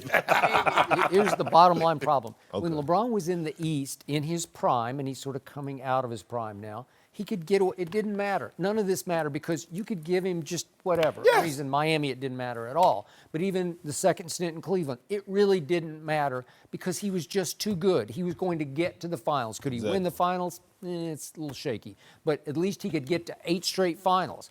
Now he's in the West, and he's going into his 17th year. Well, this is disastrous because he can't control any of this. Right. To the point where I just don't know who's going to sign on for this next year. Which premier free agent is going to say, yeah, I want to be part of the circus? He plays in the West, Yeah. and now he's dealing with a mess. Yeah, that's And correct. that's not good. Okay. Right. And it's not his fault. No, none of it's his fault. But Agree. Oh, so Well, you none of this is his fault. No, it's not. Okay. He didn't fire Magic because Magic basically got pushed out, right? He didn't got fire Luke backstab. Walton. No, he Yeah, didn't. and he get. I mean, you're my sister. Magic referred to Jeannie as a sister. That's like my sister, and she talking sideways. All right.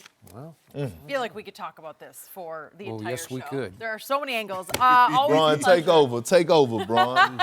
Kendrick, thank you for All right. joining us Thank you. today. Why is Vince Carter still Appreciate it. playing Thank at you, man. age 42? Guys, he's still going. We'll discuss that next. Oh, we were still. All right, see y'all later. Thanks a lot. Thanks for having me. good job. So good to have you. Nice to meet you. No mercy. Well, apparently, Vince Carter is never leaving the NBA. He announced yesterday that he's coming back for his 22nd season, which will be an NBA record. Vince averaged about 7 points and 17 minutes per game for the Hawks last season at the ripe old age of 42. But there's no guarantee he'll be a Hawk next season. Vince is currently 20th on the all-time scoring list. Shannon, how surprised are you? He's still playing. Well, I think the thing is, Skip, he's accepted his role. He's more of a mentor now than a player that's going to help you win a lot of ball games. As Jenny mentioned, 17 minutes a game, 7.4, played 76 games. And if he were to be on a team next year, he'd be the first player to play in 4 different decades, the 90s, 2000s, 10s, and 20s. That's wild. Wow. You know what, Skip? In order for you to do this, you have to accept that I'm no longer that player, and very few great players can do that. That's what makes it so hard for them to play for a long period of time, because now all of a sudden I go from averaging 20, 25 a game and hearing all the cheeriness about me to now I'm a role player, I'm a bench player. Yep. He's accepted that, and good for him. So Tom Brady next year at 42 will not have to play special teams, Right, right? exactly. He will not be a backup tight end, No. right? Nope. He will be the starting quarterback, and he will be a star. And it is very, very rare, especially in basketball, that a superstar can eat so much humble pie. Correct. He can swallow almost all of his Vinsanity ego Right. to the point, I'll just be a cog. Yes. I'll play 17 minutes isn't bad. But I'll average single-digit scoring. Right. I'll average 7 points. The last 5 seasons, he's averaged under 10 points a game, and he seems completely happy with it. Yes. Once upon a time, he scored 28 a game back in his 3rd season. Right. Once upon a time, he won the dunk contest in his 2nd year, and it's never been quite the same, right? He And was he's had the greatest dunk when he dunked on Frederick Weiss in the Olympics. That's unbelievable. And that's the thing. But here's where we are now, Skip. Going into year 22, we say Vince Carter. There was a time you never dressed him as Vince. It was Vinsanity. I know. Oh, So now he just goes by his real name. He go by his government name. He does. But think about this. He made 8 All-Star teams, and he hasn't made an All-Star team in 12 years. Yes. And he's still in the league, and he's still happy. Yes. Right? Yes. And again, Carmelo Anthony can't find a team. He cannot find. He's been. The league has said we're finished with you. Think about that, Skip. But he's not going to accept this kind of role, right? See what'd you just say? He won't accept. Didn't want that role. Vince Carter has accepted. Yeah. This is, if I want to continue to play, this is how I'm going to have to do it. Yeah. Carmelo wants to play, but I still need to get them 22 That is shots. correct, because Carmelo still thinks he's a superstar. Right. And again, Carmelo can be a little difficult in the locker room because he is Carmelo Anthony. Right. And Vince is just a good guy. Right. He will blend into any locker room, and everybody will like him, and he will be a mentor to all the young players, and he will. It's all positive vibes. He's high character. He's a good guy. But again, you said the thing. Yeah. You called him Carmelo. We'd have never addressed him as Carmelo. It was Melo. Melo. Now LeBron gonna leave. He went back to being Carmelo. LeBron will leave before everybody start addressing him as LeBron. Now what? LeBron gonna leave. He ain't gonna stay that long. That's all I ever call him. No, call him LeBron King. You address him, or the emoji with the crown. I think he'll always be the king. Yeah, that's what the emoji. I just put emoji, and everybody know what I'm talking about, or the GOAT. If I just put GOAT, at GOAT, they know who I'm talking about. All I know is if I tweet that he's the phony GOAT, explosion. Because he ain't the phony GOAT. Everybody know if I tweet at GOAT, everybody know what I'm talking about. You talking about Bron? At GOAT? You mean Brady? At GOAT, Bron. Different kind of guy. Christian McCaffrey took over the internet yesterday. We'll show you why. You got to see it next. No mercy.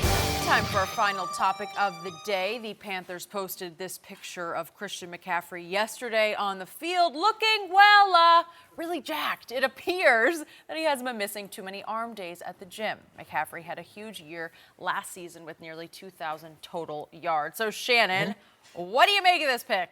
Damn, my little Power Ranger buddy, Power Ranger for real. I've been knowing this kid all his life, Skip. Did he look like that when he was 8? No. Skip, I don't have a problem. I think it's the angle. I don't think he's been doing them jailhouse curls like he's been doing all curls. Yeah. Look at the shoulders. Yeah. That's not real. Scary. Skip, I do think he's probably put on a little weight because he went from under 200 touches his first year to over 300. 107 catches last year, 209 rushes. He proved that he can run in between the tackles because he was a small guy, Skip, 202 pounds. So it looks like he's gone up to probably around 210. I mean that's not even a flex pose, you know? Like, how do you look that big? Yeah. Are you sure that wasn't a little doctored? No, I don't. Wait, if they did it, the Panthers doctored it.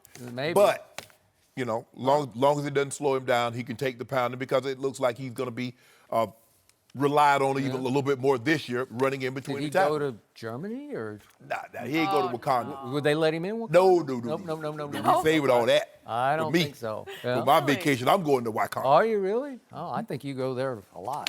I do not go to Wakanda. Yeah. But, so do you think, let me ask you a question, do you think his career has been a success? How would you rate it? Yes, it has. It's been better than I thought it would be because I did not think he could sledgehammer the ball between the tackles, and he's been pretty good. He had almost 2,000 yards last year. I'm happy to and hear they that. went 7 and 9. That's it for us. We'll be back tomorrow morning at 9:30 Eastern. Right now, Colin tells you why James Harden, he's just not built for the postseason. The herd starts right now.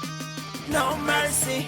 Thanks for listening to the Undisputed podcast. I'm Jenny Taft. Join us again at the same time tomorrow morning, 9:30 Eastern. We'll see you then. Fox Sports, one of one.